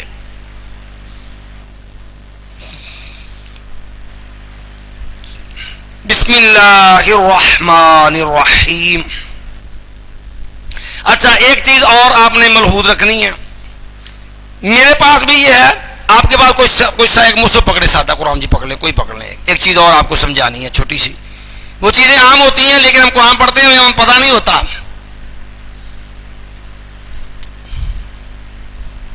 اس کے شروع میں انہوں نے لکھا نہیں ہے، خیر دوسرا عام سادہ پکڑیں، یہ عربی چھاپے لگ رہا ہے وہ دوسرا نا. یہ دیکھیں میرے پاس یہ قرآن مجید ہے نا، تو اس کے اندر آپ دیکھیں گے یہ سورۃ الفاتحہ ہے، تو اس کے ابتدا میں نمبر 1 لگا ہوا ہے، اور آگے جہاں لکھا سورۃ الفاتحہ مکی یا آگے نمبر 5 لکھا ہوا ہے ایسے ہی. یہ نمبر کیا ہے؟ ہماری عام طور پر چیزوں پہ توجہ نہیں ہوتی، قرآن جی پڑھتے ہیں، یہ ایک شروع میں نمبر لگا ہوا ہے، ایک آخر پہ نمبر لگا ہوا ہے. یہ جو نمبر 2 ہوتے ہیں نا، یہ ایک ہے ہماری موجودہ ترتیب کا پہلا نمبر، اور یہ 5 نمبر جو ہے یہ ترتیب نزولی کا نمبر ہوتا ہے، کہ نزول کے اعتبار سے یہ 5ویں نمبر پہ نازل ہوئی ہے. یہ جہاں بھی آپ کو کوئی صورت بھی نکالیں گے نا، وہاں پر ہی آپ کو یہ صورت الگ نکالیں آپ، وہاں کتنے نمبر ہے؟ تو پھر یہ مدینے کے آخر دور میں نازل ہوئی ہے سورۃ البقرہ. نزول کے اعتبار سے شروع میں 2 نمبر لکھا ہوگا، کہ موجودہ ترتیب کے اندر جو ہے وہ 2 نمبر دوسری صورت ہے. نزول کے اعتبار سے یہ 87ویں صورت ہے. آپ سورۃ العلق نکالیے، 30واں پارہ نکالیے نا، اقرأ بسم ربک الذی خلق، وہ نکال لیجیے ذرا جی. دیکھیے ذرا کیا نمبرنگ اس کے اوپر، اس کے آخر میں نمبر کون لکھا، نمبر لگا کہ نہیں؟ جس پہ کسی پر نمبر ہے لگا ہوا، کیا نمبر ہے؟ 1 نمبر ہے نا، چونکہ سب سے پہلے سورت کو نازل ہوئی ہے، اقرأ بسم ربک الذی خلق. تو یہ جو اوپر سورت کا نام لکھا ہوتا ہے نا، سورۃ الفاتحہ، سورۃ البقرہ، سورہ آل عمران، اس کے دونوں اطراف گنتی لکھی ہوتی ہے. شروع میں ایک نمبر لگا ہوتا ہے، ایک اس کے آگے نمبر لگا ہوتا ہے. جو شروع میں نمبر ہوتا ہے یہ اس کی روٹین کی جو ترتیب کے ساتھ قرآن مجید کی صورتیں وہ نمبرنگ ہوتی ہے کہ یہ کون سا نمبر ہے صورت کا. اور جو آگے صورت کا آگے نمبر لگا ہوتا ہے نام کے آگے، اس نمبر کا مطلب ہوتا ہے کہ نزول کے اعتبار سے اس صورت کا نمبر کون سا ہے. ٹھیک ہے جی. یہ بنیادی موٹی موٹی چیزیں ہیں، معلومات قرآن سے مطلب ہمیں اس کا بھی علم ہونا چاہیے تاکہ ہم مصحف پڑھیں، ہمیں پتہ ہو رکوع کو رکوع کو کہتے ہیں، منزل کو منزل کو کہتے ہیں. حزب جو ہیں وہ بھی اسی پڑھائی کے اندر آسانی کے لیے یہ اہل علم کی تقسیم ہے. ایک شبہ ہے چھوٹا سا، میں وہ بھی واضح کیے دیتا ہوں، وہ بھی ہمارے یہاں بعض لوگ پیش کر دیتے ہیں کہ دیکھا جی قرآن تے اعراب حجاج بن یوسف نے لگوائے ہیں جی. یہ بھی ایک فتنہ ہے ہمارے ہاں، وہ فرقہ وارانہ جب اختلافات کھڑے ہوتے ہیں نا اس میں آتے جی قرآن مجید کے جو اعراب ہیں یہ تو حجاج بن یوسف نے لگوائے ہیں جی، پھر آپ یہ کیوں پڑھتے ہیں؟ یہ بدعت نہیں ہے. یہ بھی لوگ ایک اعتراض کر دیتے ہیں جی یہ قرآن کے اعراب بدعت نہیں ہے. پیارے بھائی پہلے بدعت کا ترجمانہ سمجھ لیں. بدعت کا مطلب ہوتا ہے احداث فی الدین، دین میں اپنی طرف سے کوئی چیز داخل کرنا. یہ جو اعراب ہیں یہ اجمیوں کی سہولت کے لیے ان کو واضح کیا گیا ہے، وگرنہ یہ نئی کوئی چیز داخل نہیں ہے. اہل زبان کو ان حرکات کو لگانے کی ضرورت نہیں تھی، اس کے بغیر ہی وہ اس کو اس طرح پڑھ لیتے ہیں. مثال کے طور پہ اب دیکھیے ہمارے استاد محترم ہیں، ان کا نام ہے مبشر، لیکن جب بھی آپ ان کا نام لکھا دیکھیں گے میم پہ آپ کو ضمہ نہیں ڈالا ملے گا، با پہ زبر لکھی نہیں ملے گی، شین کے نیچے کسرہ نہیں ملے گا، لیکن پڑھتے مبشری ہیں. بھائی ہماری زبان میں اردو میں بھی یہ لفظ استعمال ہوتا ہے. کسی کا بھی نام امجد ہے، آپ اس کو دیکھ لیں وہ کبھی میم پہ زبر نہیں ڈالتا، جیم پہ بھی زبر نہیں ڈالتا. کیوں؟ ہماری زبان میں چلتا ہی نام یہ ہے. ہم جب بولتے ہیں نام تو نام کیا بولتے ہیں؟ امجد، لیکن حرکات لکھتے نہیں. کیوں؟ ہم بھی ہماری زبان ہے، ہمیں اس کو بغیر راب کے پڑھ لیتے ہیں. وہ راب پہلے موجود ہے ہمیں، لیکن کسی کو سکھانا ہو پڑھانا ہو دیکھو نا بچہ ہوتا ہے جس کو قرآن نہیں آتا, آپ اس کو نورانی قاعدہ پڑھاتے ہیں, قرآنی قاعدہ پڑھاتے ہیں, تو زبر زیر پیش کی پہچان پھر جوڑ کرنے سکھاتے. وہ بالکل لا علم ہے, اسے پتہ ہی نہیں ہوتا. اس کو سکھلانے کے لیے وہ اعراب پڑھاتے ہیں اور آپ کو پڑھنا سکھاتے ہیں. تو جو ان کی چونکہ اپنی زبان ہے, اعراب پہلے سے ہوتے ہیں. اعراب کے بغیر تو آپ ایک حرف نہیں پڑھ سکتے, ایک حرف بھی بغیر راب کے نہیں پڑھ سکتے. کوئی دنیا کا حرف لائیں جو بغیر راب کے پڑھنا ہو آپ نے, کوئی حرف کوئی نہیں لا سکتے. یہ کیا لکھا ہوا ہے, دورہ تفسیر یہ دال پہ کیا پڑھا آپ نے, لکھی ہے. را پہ کیا پڑھا آپ نے, تفسیر القرآن لکھی ہے پیش. یہ نون کے نیچے کا پڑھا آپ نے, کسرا لکھا ہے. بھئی آپ کی اپنی زبان ہے, یا آپ عربی جانتے ہیں, آپ کو ان اعراب کو ہم نے لکھنے کی ضرورت, یہ کوئی نئی چیز داخل نہیں کی ہے. یہ جو چیزیں اصل موجود ہیں جس کی ہمیں جو ہے وہ لکھنے کی ضرورت میں ویسی آتی ہیں. تو یہ عجمی لوگ, غیر عربی لوگ جب جو ہے وہ مسلمانوں سے ملے, ان کو لیے عربی سیکھنے میں دشواری کا سامنا ہوا, تو ان کی سہولت کے لیے ان کو ظاہر کیا گیا کہ نئی چیز میں داخل نہیں کی گئی ہے. چلیے جی, بہرحال جی, چلیے جی. بسم اللہ الرحمن الرحیم. یہ بسم اللہ الرحمن الرحیم شروع کرتا ہوں اللہ کے نام سے جو بہت مہربان اور مستقل, بہت رحم کرنے والا ہے, ہمیشہ رحم کرنے والا ہے. یہ لفظ الرحمن الرحیم, اس کی تشریح سے قبل پہلے ہم دو باتیں یہاں سمجھ لیجئے. قرآن مجید اللہ کا کلام ہے, یہ ہم نے جیسے شروع میں ترغیب میں کیا تھا. اگرچہ یہ فتنہ بڑا شدید ہوا تھا جب امام احمد ابن حنبل کا دور تھا, 16 سال کوڑے کھائے ہیں امام احمد ابن حنبل رحمۃ اللہ علیہ نے. 3 عباسی خلیفہ ان کا وقت دور گزر گیا تھا, امام احمد حنبل کی خلاصی نہیں ہوئی تھی اس مشکل سے. 16 سال مار کھائی ہے اسی نظریے پہ کہ یہ قرآن مخلوق ہے کہ غیر مخلوق ہے. لیکن لوگ آج بھی کلام اللہ کی بجائے کلام مخلوق کو متبرک سمجھتے ہیں. بسم اللہ قرآن ہے, قرآن مجید کے ہر حرف پہ 10 نیکیاں ہیں, اور بسم اللہ کے آپ حرف گنیں گے 21 حروف ہیں. ایک دفعہ مکمل بسم اللہ پڑھنے سے آپ کو 210 نیکیاں ملتی ہیں. لیکن ظلم پتہ کیا ہوتا ہے معاشرے میں, لوگ لکھتے ہیں 786. یاد رکھیے یہ کفریہ کلمہ ہے, یہ گمراہ کن کفریہ کلمہ ہے. علم الاعداد عامے نے شاید پڑھے ہیں یا نہیں, ابجد, ہووز, حتی, کالمن, صافس, کرشت, کالمن, صافس, ساغز, کرشت, زازغ. ابجد, ہووز, حتی, کالمن, صافس, کرشت, ساخر, زازغ. یہ ان میں ابجد, ہووز, حتی یہ اکائیاں ہیں. یہ علم الاعداد میں ہیں یہ اکائیاں. یعنی الف سے مراد 1, با سے مراد 2, جیم سے مراد 3, دال سے مراد 4, ہا سے مراد 5, واو سے مراد 6, زال سے مراد 7, ہا سے مراد 8, ٹھیک ہے جی, اور توا سے مراد 9, اور یا سے مراد 10. ابجد, ہووز, حتی. کالمن, صافس, قاف لام میم نون, ٹھیک ہے جی, سین عین فا صاد, ٹھیک ہے جی.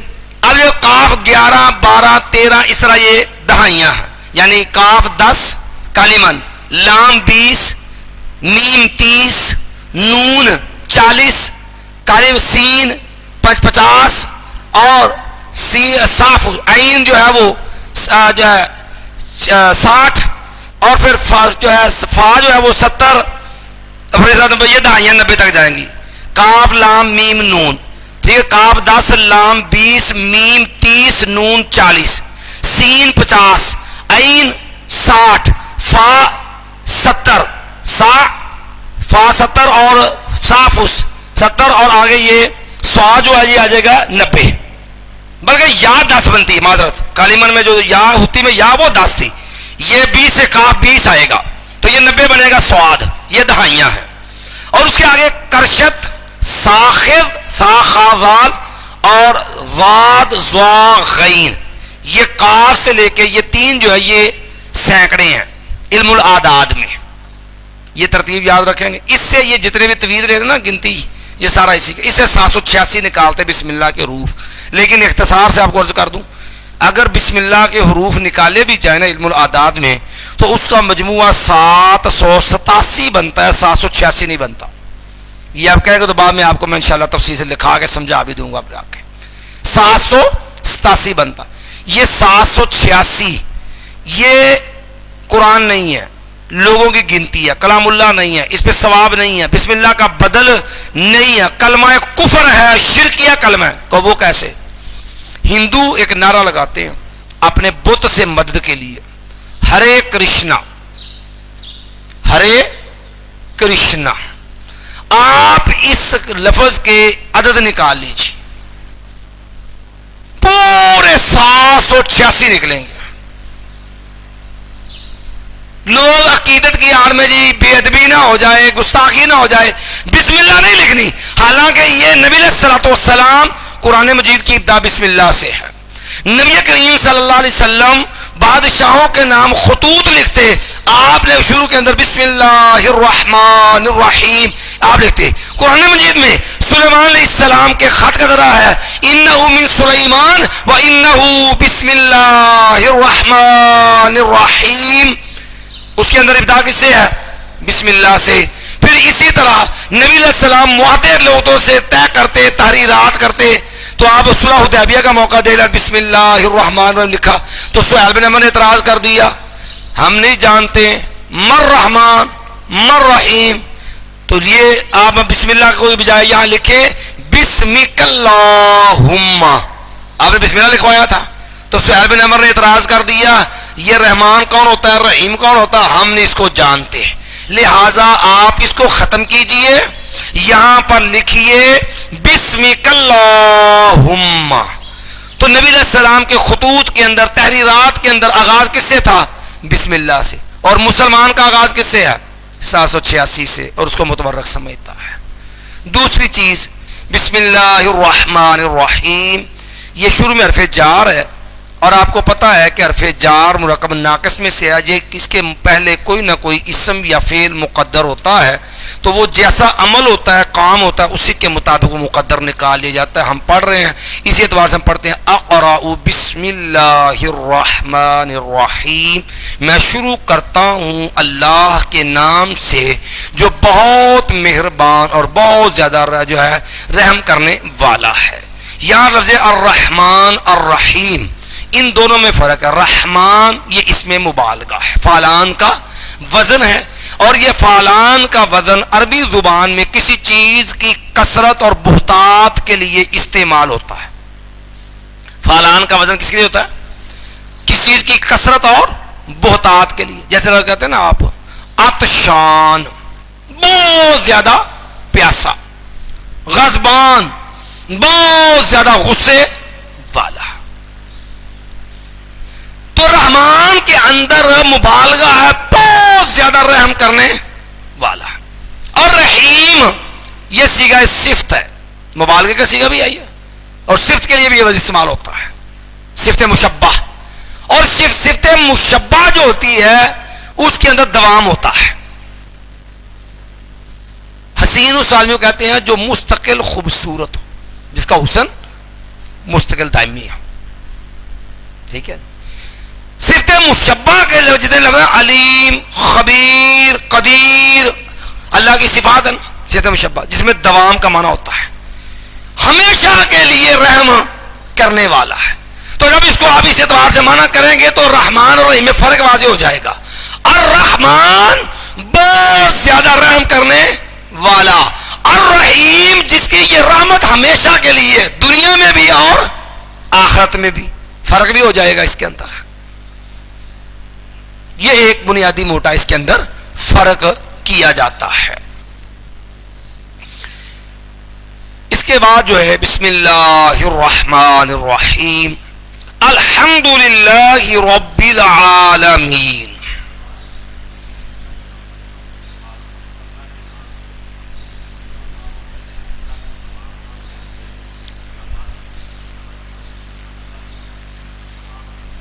یہ لفظ تمام کس لفظ کا معنی کریں گے؟ بھائی نے اعتراض کیا ہے کہ بعض لوگ یہ کہتے ہیں کہ ترجمہ ہم نے کیا شروع کرتا ہوں اللہ کے نام سے.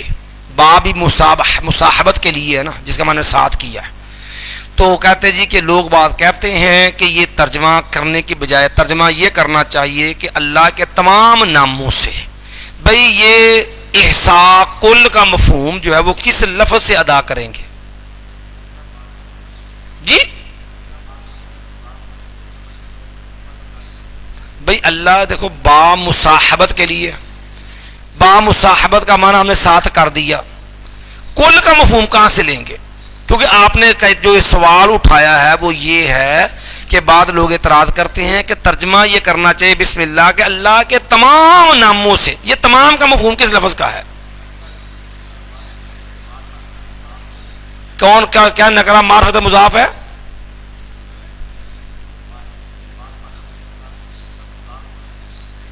لفظ غلام نکرہ ہے کہ معرفہ؟ غلام و زیدن کا معنی کیا ہوتا ہے؟ زید معرفہ ہے. غلام و زیدن کا ترجمہ کریں ذرا. زید کا غلام کے زید کے تمام غلام. کتاب اللہ، کتاب نکرہ ہے، لفظ کتاب نکرہ ہے اور لفظ اللہ معرفہ ہے. تو نکرہ کی اضافت معرفہ کی طرف ہے، تو اس کا معنی تمام آسمانی کتابیں یا قرآن؟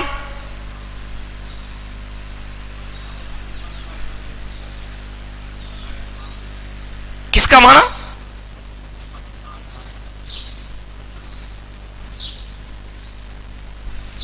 حضرت وہ ایک الگ بات ہے. وہاں نعمت نکرہ معرفت مضاف ہونے سے معنی نہیں ہے. اللہ کی نعمت کو گنو گے وہاں نکرہ نکرہ میں تعمیم کر لیتے ہیں، لیکن وہ نعمت کے نکرہ پہ معنی کر لیتے ہیں. لیکن کہ نعمت جو سی بھی نعمت ہے اس کو آپ گننا شروع کرو گے اللہ کی، وہ اس معنی میں کرتے ہیں. وہاں کل کا مفہوم اس یہاں سے نہیں نکال رہے جو آپ اس طرح نکال رہے ہیں. وہ اس لیے میں نے کتاب اللہ کی آپ کو مثال دی، وہ اللہ کی بحث ہے. چلیے جی جی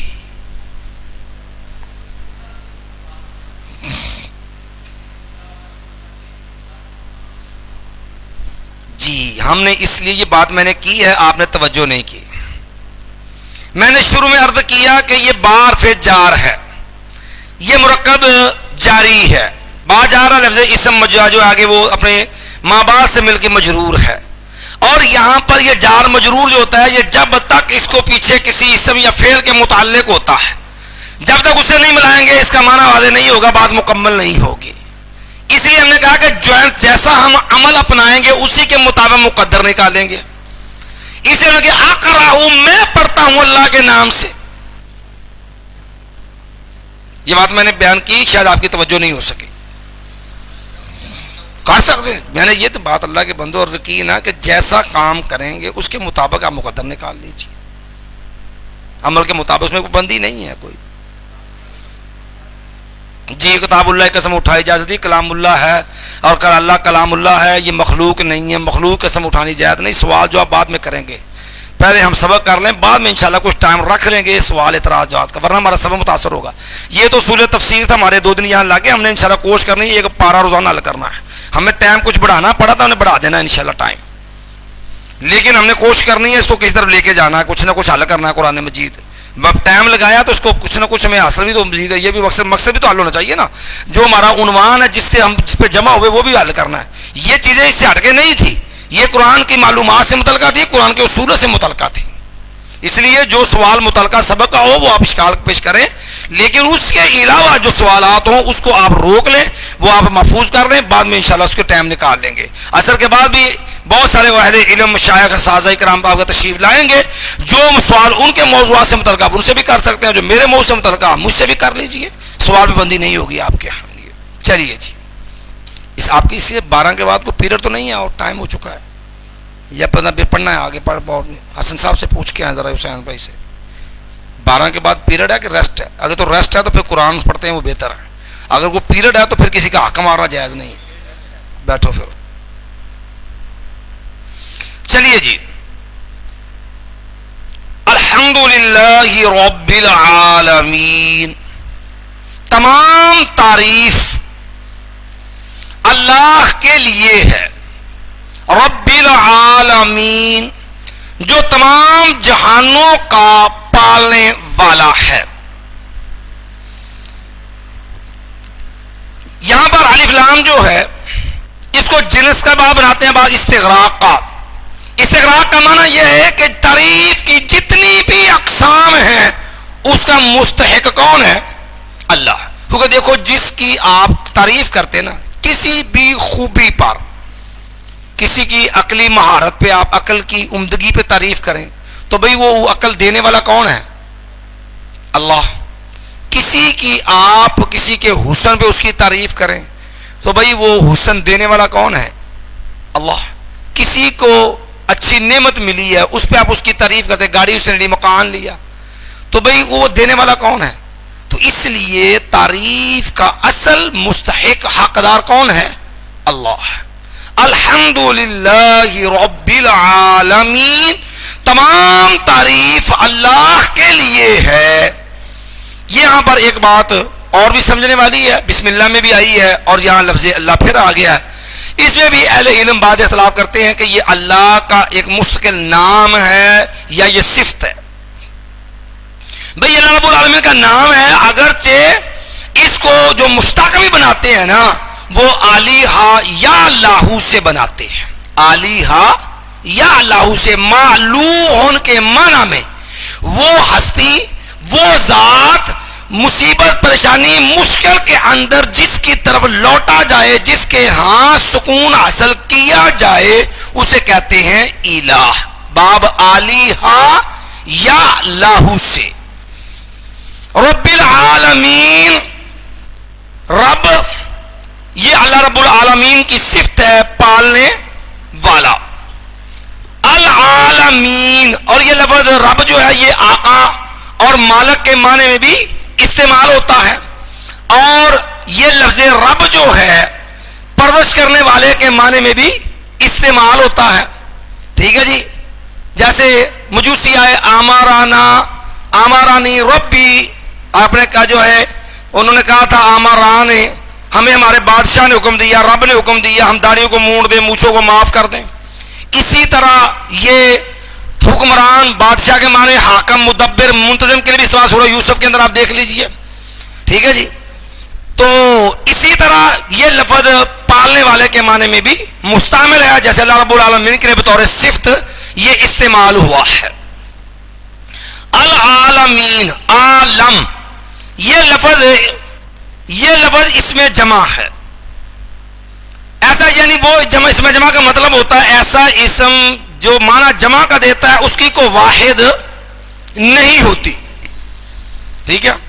جیسے لفظ قوم ہے, اب قوم کی واحد کیا ہے؟ کوئی نہیں ہے. اس طرح لفظ راحت ہے, اس کی واحد نہیں ہے. ناس, اس کی کوئی واحد.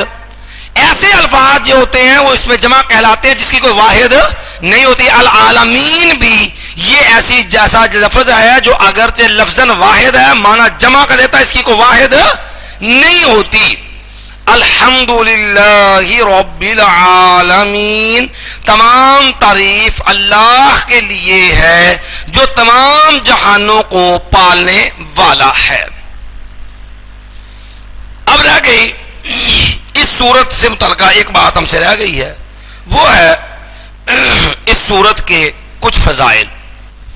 جیسے کہ ابو سعید بن معلہ صحیح بخاری میں ہے رضی اللہ تعالی, نبی علیہ السلام کے پاس مسجد نماز پڑھ رہے تھے, نبی علیہ السلام نے آواز دی تو اب نماز پڑھ رہے تھے, نہ آئے. نبی کریم صلی اللہ علیہ وسلم دیکھا کہ ابو سعید بن معلہ نہیں آئے. بعد میں کچھ دیر بعد آئے تو آپ نے پوچھا ابو سعید اتنی دیر کیوں کر دی؟ تو آپ نے قرآن کی آیت نہیں سنی, یا ایھا الذین آمنوا استجیبوا للہ وللرسول اذا دعاکم لما یحییکم. تو کہنا یا رسول اللہ میں نماز کے اندر تھا, تو آپ نے یہ آیت سے ان کو تنبیہ کی. پھر آپ نے فرمایا میں تجھے ایک ایسی سورت سکھلاؤں گا جس جیسی صورت نہ تورات میں اتری، نہ انجیل میں، نہ زبور میں، حتیٰ کہ قرآن مجید میں بھی اس جیسی کوئی صورت نہیں ہے۔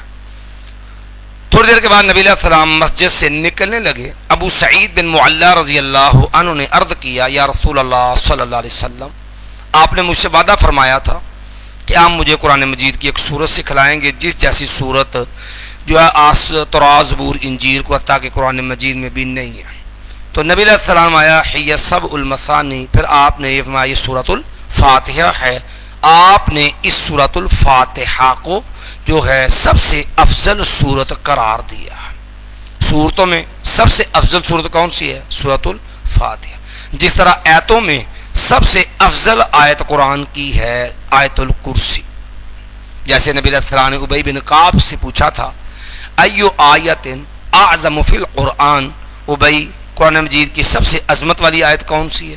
تو فرمانے لگے یا رسول اللہ آیت الکرسی، قرآن کی سب سے عظمت والی آیت آیت الکرسی ہے۔ نبی علیہ السلام نے پیار سے ان کے سینے میں ہاتھ مارا اور آپ نے فرمایا لیہنیک ھذا العلم یا ابا المنذر، اے ابو المنذر تجھے جو ہے یہ علم مبارک ہو۔ اس طرح صورتوں میں سب سے افضل یہ صورت ہے، آیتوں میں سب سے افضل آیت آیت الکرسی ہے۔ جس طرح آیتوں میں سب سے لمبی طوالت کے اعتبار سے سب سے لمبی آیت قرض کی آیت آیت مداینہ، قرض والی آیت جس کے اندر قرض کے مسائل سورۃ البقرہ میں بیان ہوئی ہے۔ اس صورت کی دوسری بڑی فضیلت یہ ہے کہ اس کو سورہ شفا کہا جاتا ہے۔ بڑا معروف واقعہ ہے، صحابہ کرام سفر میں تھے اور انہوں نے ایک بستی والوں سے کھانا مانگا، صحیح بخاری، مسلم، دیگر کتب حدیث میں بھی یہ بات، انہوں نے کھانا دینے سے انکار کر دیا۔ سوء اتفاق ان کے کسی سردار کو کسی موذی چیز نے ڈس لیا۔ اب وہ لوگ آ گئے ان کے اوپر، انہوں نے دیکھا کہ لوگ بظاہر اچھے کو نیک ہی لگ رہے ہیں، ان سے پوچھو کو دم کرنے والا ہو۔ وہ آئے، پوچھا بھی تم میں کو راکی دم کرنے والا ہے؟ انہوں نے کہا دم تو کر دیں گے، لیکن یاد رکھیے ہم اس کے اوپر معاوضہ لیں گے۔ 40 بکریاں طے ہو گئی۔ جب 40 بکریاں طے ہو گئیں تو صحابی رسول نے 7 بار سورہ فاتحہ پڑھ کے دم کیا ہے۔ جامع ترمذی میں یہ 7 کی وضاحت بھی موجود ہے۔ اللہ نے اس موذی تکلیف سے جو ہو رہی تھی شفا دے دی، 40 بکریاں لے لی۔ اب صحابہ کرام پریشان ہو گئے کہ یہ ہمارے لیے رکھنی جائز بھی ہے کہ نہیں۔ اللہ کے نبی علیہ السلام کے پاس چلیں گے؟ بعض لوگوں نے کہا کہ دیکھیں ہمارا بھی حصہ اس کے اندر، ہم بھی آپ کے ساتھ ہیں، تو ایسا کرو اس کو تقسیم کرو۔ انہوں نے کہا بھئی اس وقت تک تقسیم نہیں ہوگی جب تک نبی کریم صلی اللہ علیہ وسلم سے اس بارے میں پوچھ نہیں لیتے کہ ہمارے لیے حلال بھی ہے یا نہیں ہے۔ یہاں ضمن ایک بات میں اور کر دوں، یہاں پر چونکہ بات اور طرف چلی جائے تفصیل میں، اس کے شفا ہونے کا ایک واقعہ سحار بن تمیم رضی اللہ تعالیٰ عنہ کے ماموں کا بھی ہے۔ نبی علیہ السلام کے مسلمان ہو گیا، ابو داود میں یہ تفصیل موجود ہے۔ واپس سے آ رہے تھے مسلمان ہو کر کے، رستے کے اندر انہوں نے ایک بندے کو دیکھا رسیوں سے باندھا ہوا تھا۔ انہوں نے پوچھا اللہ کے بندو اس کو رسیوں سے جکڑا کیوں ہے؟ انہوں نے کہا کہ یہ آدمی اس کا ذہنی توازن ٹھیک نہیں ہے، دماغی طور پہ یہ مینٹل ہے، معوف ہے، اس کا دماغی توازن ٹھیک نہیں ہے۔ پہلے میں اس کو دم کر دوں، کر دوں۔ صحابی رسول نے اس کو 3 دن تک دم کیا، سورہ فاتحہ سے دم کرتے رہے اس کو، اور اللہ نے اس کو شفا عطا کر دی۔ دماغی طور پہ وہ معوف تھا، اور دم کس سے کیا؟ سورۃ فاتحہ سے۔ حافظ عبدالسلام بٹوی حافظہ اللہ تعالیٰ نے بھی لکھی یہ بات کہ ہماری ایک ہمشیرہ تھی، اس کی ٹانگوں سے وہ معذور ہو گئی، حتیٰ کہ اپنے پاؤں پہ کھڑی نہیں ہو سکتی تھی، لاٹ جو وہ کسی سہارے سے بھی نہیں چل سکتی تھی۔ بڑی پریشانی ہوئی، اب بیٹی تھی ہمارے، والے بہن تھی ہماری، پریشانی بن گئی۔ تو کہنے لگے پھر والد محترم نے سورہ فاتحہ کے ساتھ دم شروع کیا، مسلسل کچھ عرصہ دم کیا۔ اس کا نتیجہ ہوا کہ بحمدہ 1 مہینہ گزرا تو وہی بہن جو اٹھ نہیں سکتی تھی اب وہ لاٹھی کے سہارے جو ہے وہ باقاعدہ وہ چلنے لگ گئی تھی۔ وہ جب تک زندہ ہے اب تک وہ ان لاٹھیوں کے سہارے چل رہی ہے، اور علاج کس سے کیا ہے؟ اسی سورۃ الفاتحہ سے۔ ایک تو اس کو اس لیے سورۃ الشفا بھی کہتے ہیں۔ اب یہاں پر ایک مسئلہ ہمارے ہاں آ جاتا ہے، جب یہ مسئلہ آیا نا، وہ مسئلہ آ جاتا ہے کہ یہ تعلیم قرآن پہ نبی علیہ السلام کے پاس گیا مسئلہ، تو نبی کریم صلی اللہ علیہ وسلم سے پوچھا گیا تو نبی کریم صلی اللہ علیہ وسلم نے فرمایا بھائی ان احق ما اخذتم علیہ اجرا کتاب اللہ، صحیح بخاری میں ہے، سب سے بڑھ کر جس چیز پہ تم معاوضہ لینے کا حق رکھتے ہو وہ کتاب اللہ ہے۔ اب جب یہ مسئلہ ہے کہ دینی امور پہ اجرت معاوضہ نبی علیہ السلام کے اس فرمان کے بعد واضح ہے، کیونکہ اسلام کا یہ قانون ضابطہ ہے العبرۃ بعموم اللفظ لا بخصوص السبب، بھائی جو شریعت کے الفاظ ہوتے ہیں نا اس میں خاص پس منظر جو ہوتا ہے، خاص جو سبب ہوتا ہے یا جو شان نزول ہوتا ہے صرف اسی کا اعتبار نہیں ہوتا، اس سے تو مفہوم متعین ہوتا ہے، اعتبار الفاظ کی عمومیت کا ہوتا ہے۔ تو لہذا جب یہ الفاظ ہے ان احق ما اخذتم علیہ اجرا کتاب اللہ، تو بھائی صرف دم ہی نہیں ہے، کوئی بھی دینی کام ہے آپ اپنا معاوضہ لے سکتے ہیں، اس پہ شرع کوئی حرج نہیں ہے۔ لیکن ہمارے معاشرے کے اندر ایک طبقے کے ہاں یہ مسئلہ امہات المسائل میں بن گیا اور اس پہ انہوں نے امت کی تکفیر شروع کر دی، ان کو کافر قرار دینا شروع کر دیا، جنہیں لوگ مسلمین کہتے ہیں۔ سب سے پہلے بات یاد رکھیے یہ اختلاف شروع ہوا فقہ حنفی کے امام ابو حنیفہ رحمہ اللہ کے نزدیک دینی معاملات امور جو ہیں ان پہ اجرت لینا جائز نہیں ہے، دینی امور پہ معاوضہ لینا جائز نہیں ہے۔ یہ بعد والے حنفیوں کا اجتہاد ہے کہ انہوں نے امام صاحب کی تقلید سے انحراف کر کے اس کو حلال کر لیا اپنی فقہ میں، ورنہ امام ابو حنیفہ رحمۃ اللہ علیہ کے نزدیک نہ مولوی صاحب نماز پڑھانے والے، جمعہ پڑھانے والے، درس دینے والے، مدرسے میں پڑھانے والے وہ تنخواہ لینے کے حقدار نہیں ہیں۔ فقہ حنفی اگر وہ امام حنیفہ کو مانتے ہیں تو لینے کے حقدار نہیں ہے۔ نبی علیہ السلام نے فرمایا ان حق ما اخذتم علیہ اجرا کتاب اللہ، اسی لیے مولانا اشرف علی تھانوی صاحب جو دیوبندیوں کے اندر حکیم الامت کے نام سے معروف ہیں، انہوں نے باقاعدہ یہ بات لکھی ہے اپنی تقریر، املائی تقریر ترمذی جس کا عربی نام المسک الزکی ہے، اس کے اندر یہ لکھا ہے کہ موجودہ دور میں جتنے بھی لوگ نوکری تعلیم کی کرتے ہیں امام صاحب کے مذہب کے مطابق سب حرام خور ہیں، جتنے بھی لوگ نوکری تعلیم کی کرتے ہیں اور معاوضہ لیتے ہیں امام صاحب کے مذہب کے مطابق سب حرام خور ہے، وہ جمعہ والے دن موٹھ لیں یا وہ جو ہے اس کے علاوہ تنخواہ لیں، مدرسے پڑھانے کی، جمعہ پڑھانے کی، نماز پڑھانے کی، شرعاً حلال ہے، فقہ حنفی میں حرام ہے، اگرچہ متاخرین نے اجتہاد کر کے حلال کر لی ہے امام صاحب کے فتوے کے خلاف۔ پتہ نہیں اب وہ اس بات کی طویل کیا کرتے ہوں گے جو در مختار کے اندر لکھی ہوئی ہے فلانت ربنا اعداد رمل علی من رد قول ابی حنیفہ، کہ اس بندے پر ریت کے ذروں کے برابر لعنت ہو جو حنفی ہو کر کے امام ابو حنیفہ کے قول کو رد کرتا ہے۔ اب پتہ نہیں وہ اس کی پھر کیا طویل کرتے ہوں گے، ظاہر وہ تو ان سے پوچھا جا سکتا ہے۔ اب دوسرا مسئلہ یہاں پر یہ آ گیا کہ کیا جو لوگ یہ مسلمین والے کہتے ہیں جہاں بندہ تنخواہ لے تو پیچھے نماز نہیں ہوتی، جی یہ مسئلہ کھڑا ہو جاتا ہے، نماز چھوڑ دیتے ہیں۔ اے مسلمانوں کو اہل حدیث کیا دیوبندی بلکہ کسی پیچھے وہ نماز نہیں پڑھتے، ان کا اپنا مخصوص خانہ ساز مولوی ہو تو اس کے پیچھے پڑھ لیں گے، ورنہ کسی کے پیچھے وہ نماز نہیں پڑھتے، سب کافر نے جی، اے دین بیچ دے نے جی، دین فروش نے جی، اس طرح کے جو ہے وہ فتوے لگا کے تکفیر کرتے ہیں، یہ کافر ہیں۔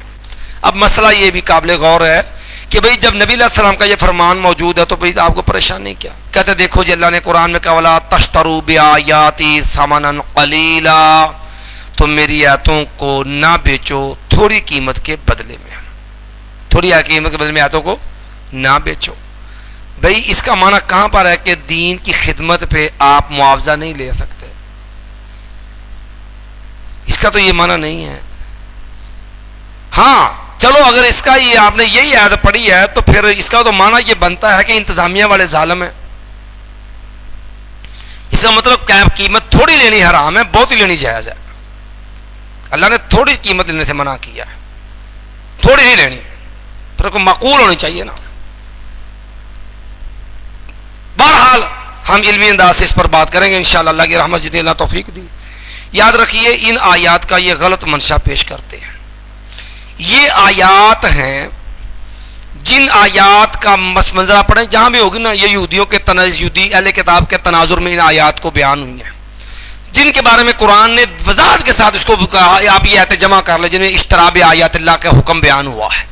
اسی میں ہے فویل للذین یکتبون الکتاب بایدیہم ثم یقولون ھذا من عند اللہ لیشتروا به ثمنا لا تشتروا به ثمنا قلیلا لیشتروا به ثمنا قلیلا. بھئی قرآن سے اس کا مفہوم سمجھ لو، پیچھے پوری آیت پڑھی لیجئے. فویل للذین یکتبون الکتاب بایدیہم ثم یقولون ھذا من عند اللہ لیشتروا به ثمنا قلیلا. تو بھئی اپنی طرف سے دین بنا کر کے خود ساختہ بات کو شریعت قرار دے کے جو ہے اپنے مفادات کے لیے دین میں تحریف کر کے اپنے پاس سے دین میں ایڈیٹنگ کر کے جو ہے وہ 2 نمبر فتویٰ دے کر کے کمائی کرنا یہ حرام ہے. اور اسی چیز کو فویل للذین یکتبون الکتاب بایدیہم، ہلاکت ہے ان ہاتھوں کے لیے، ان لوگوں کے لیے جو اپنے ہاتھوں سے ایک بات لکھ لیتے ہیں، ثم یقولون پھر وہ کہہ دیتے ہیں ھذا من عند اللہ، یہ اللہ کی طرف سے ہے، لیشتروا بثمنا قلیلا. تو بھائی ان آیات کو جمع کر لیجئے، یہ تو یہ منشا ہے. تو ہم جو نماز پڑھاتے ہیں ہم کوئی 2 کی جگہ 6 رکھتے تو نہیں پڑھاتے، ہم نے کوئی نماز کی رکھتے اپنے طرف سے متعین تو نہیں کی ہوئی ہیں. لہذا کلمۃ حق ارید بحل باطل، آیات برحق ہیں، ان سے استدلال غلط ہے، ان کا انطباق غلط ہے. پھر دوسری آیت آتی ہے، دیکھو نبیوں نے صاحب کہا تھا ما اسألکم علیہ من اجر لا اسألکم علیہ اجرا. میں ہم اس پہ آپ سے معاوضہ نہیں مانگتے، ہم اس پہ آپ سے اجرت نہیں مانگتے، تو لہذا آپ تنخواہ کیوں لیتے ہیں؟ بھئی کیا اس آیت کا منشا یہ ہے کہ دین کے اوپر دینی امور پہ اجرت تنخواہ معاوضہ حرام ہے؟ اس کا تو یہ معاوضہ نہیں ہے، بلکہ اگر غور کریں گے تو یہ تو اس کو معاوضے کو ثابت کر دے گی. اب توجہ کیجیے، آپ اس کو ایک مثال سے سمجھ لیجیے. انبیاء نے کیا کہا، بھئی ہم آپ سے اس پہ اجرت نہیں مانگتے، اجرت کا سوال نہیں کرتے. اچھا نبیوں کی اجرت بنتی تھی کہ نہیں بنتی تھی؟ اگر تو بنتی ہی نہیں تھی پھر اوپر سے قوم کو کہنا کہ ہم آپ سے اجرت مانگتے نہیں، تو پھر یہ تو قوم کو ایک ایسی چیز باور کروانی ہے جو ان کا حق ہی نہیں ہے. یہ تو نبیوں کی شان کے لائق ہی نہیں ہے کہ ایک چیز ان کا حق ہی نہیں بنتا، پھر بھی ان کو کہا جائے کہ اسی جناب آپ کو تھوڑے کو مطالبہ کوئی شاید مطالبہ نہیں کرتے. اگر وہ حق کا رکھتے ہو کسی چیز کے مطالبے کا، پھر بھی وہ کہیں بھئی ہم آپ سے کوئی مطالبہ نہیں کرتے، یہ تو ہوگی نیکی، یہ تو ہوا احسان، یہ تو نبیوں کی شان کے لائق ہے. ایک چیز مطالبہ نبیوں کا حق ہی نہیں، پھر قوم کو باور کروائیں کہ بھئی ہم آپ سے مطالبہ کرتے نہیں. جب آپ کا حق ہی نہیں ہے تو یہ آپ ہمیں کیوں سنا رہے ہیں کہ ہم آپ سے مطالبہ؟ یہ نبیوں کی شان ہی نہیں ہے، نبی کی شان کے لائق ہی نہیں ایسی بات کہیں جو ان کا حق نہیں اور خام کا ان پہ جتلایا جائے کسی پہ. اب دیکھیے اس کو مثال سے وضاحت کرتے ہیں. ایک بچہ ہے آوارہ پھر رہا ہے، وقت ضائع کرتا ہے، اپنی عمر جوانی ضائع کر رہا ہے. کوئی بندہ ہے صاحب فن ہے، اپنے فن میں ماہر ہے، اس کو بلاتا ہے اور بیٹا کیوں اپنی زندگی برباد کرتا ہے، کیوں اپنا وقت برباد کرتا ہے، کیوں اپنی جوانی کو ضائع کرتا؟ تو ایسے کر، تو 4 گھنٹے کے لیے 2 گھنٹے کے کچھ وقت مجھے دیا کر، میرے پاس آ کے بیٹا تو کام سیکھ لے. اچھا بیٹا دیکھ میں تجھ سے نہ کوئی معاوضہ نہیں لیتا، تجھ سے کوئی پیسے کوئی فیس نہیں لوں گا تجھ سے، تو بیٹا صرف تھوڑا تیرا فائدہ ہو جائے گا، تیری زندگی سنور جائے گی، میں تجھ سے پیسے نہیں لیتا. کیا خیال ہے؟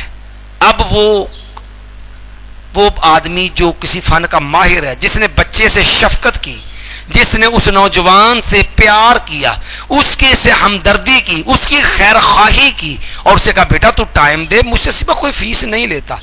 اس سے پھر یہ نتیجہ نکالنا کہ جو بندہ کسی کو کوئی ہنر فن سکھائے اس کے لیے فیس لینا حرام ہے، کیا ٹھیک ہے یہ استدلال؟ کیوں جی حضرات علماء کرام؟ بھائی آپ کتنے لوگ ہیں کمپیوٹر کا کورس کرنے جاتے ہیں، فیس دیتے کہ نہیں؟ کالج میں پڑھنے جاتے ہیں، فیس دیتے کہ نہیں؟ دیتے ہیں نا۔ آپ کوئی بھی فن سیکھتے ہیں اس کی ایڈمیشن فیس دیتے ہیں کہ نہیں؟ حتیٰ کہ آپ گراؤنڈوں میں چلے جائیں، لوگ جو کرکٹ سیکھنے والے جو چاہتے ہیں باقاعدہ کوچ کو فیس دے کر کے اس سے یہ چیز سیکھتے ہیں، تو کیا خیال ہے وہ حرام کھاتے ہیں؟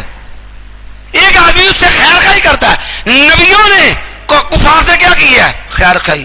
بھائی دیکھو ہم تمہاری آخرت سنوار رہے ہیں، تمہارا بھلا کر رہے ہیں، اگر چاہیں تو معاوضہ کا حق بھی رکھتے ہیں، کچھ نہیں لیتے تم سے، یار تم صرف اپنے آپ کو سنوار لو۔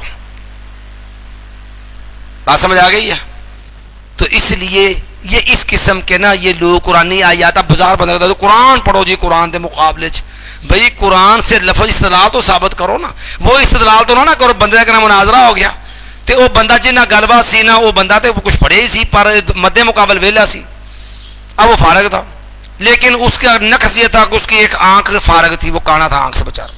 انہوں نے کہا چل میں تو اسے گفتگو نہیں کرتا، تو ہے ہی کافر۔ انہوں نے کہا جی میں نے تو گفتگو بھی کوئی نہیں کی، ابھی بات بھی کوئی نہیں کی، تو انہیں پہلے مجھے فتویٰ لگا دیا کہ میں کافروں کو دلیل دے۔ کہتا اللہ نے قرآن سے کیا ہے؟ کہتا جی وہ کہاں پہ آیا؟ اللہ نے قرآن میں کہا کان من الکافرین، کانا کافراں وچوں ہے۔ اب بتائیے اس بدبخت ظالم کو آپ کیا کہیں گے؟ کہاں پنجابی کا کانا اور کہاں عربی کا لفظ ہے؟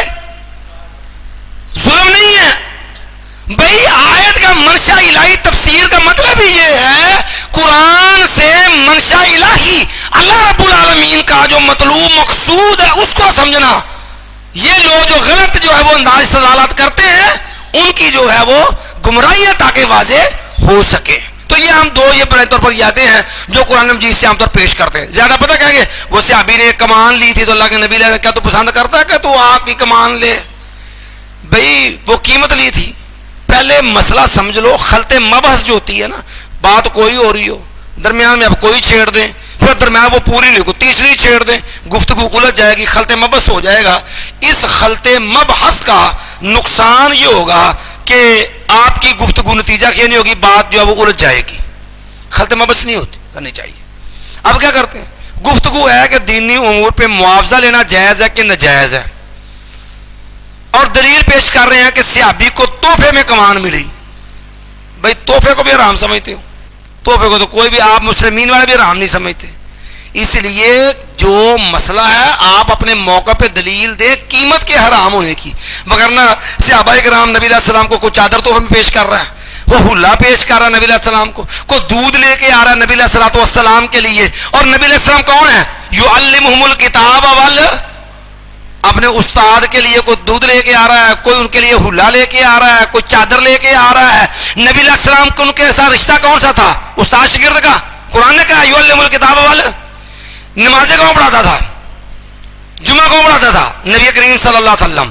اب یہ سارے صحابہ تحائف دیتے کس سے؟ اللہ کے نبی علیہ السلام کو، اور دین سکھاتا کون تھا؟ اللہ کے نبی علیہ السلام۔ اگر دین سیکھنے پہ تحفہ دینا بھی ناجائز ہے تو آپ نبی علیہ السلام کے ان تحائف کا حکم بیان کر دیں، وگرنہ یہ جو کمان والی بات ہے یہ تو ویسے معاملہ ختم ہو جائے گا۔ صحابی نے کمان لی تھی ایک اس آدمی سے جو صحابہ صفہ میں تھا، جو خود بیچارے بہت زیادہ محتاج تھے، جن کے پاس اسباب اور وسائل نہیں تھے، تو آپ نے ایسے نادار لوگوں سے چیز کے اوپر ناپسندی کا اظہار کیا ہے، وگرنہ یہ چیز تحفہ جو دین پہ حرام نہیں ہے۔ اقول قولی ھذا استغفر اللہ لی ولکم ولسائر المسلمین سبحانک رب الحمدک اشہد ان لا الہ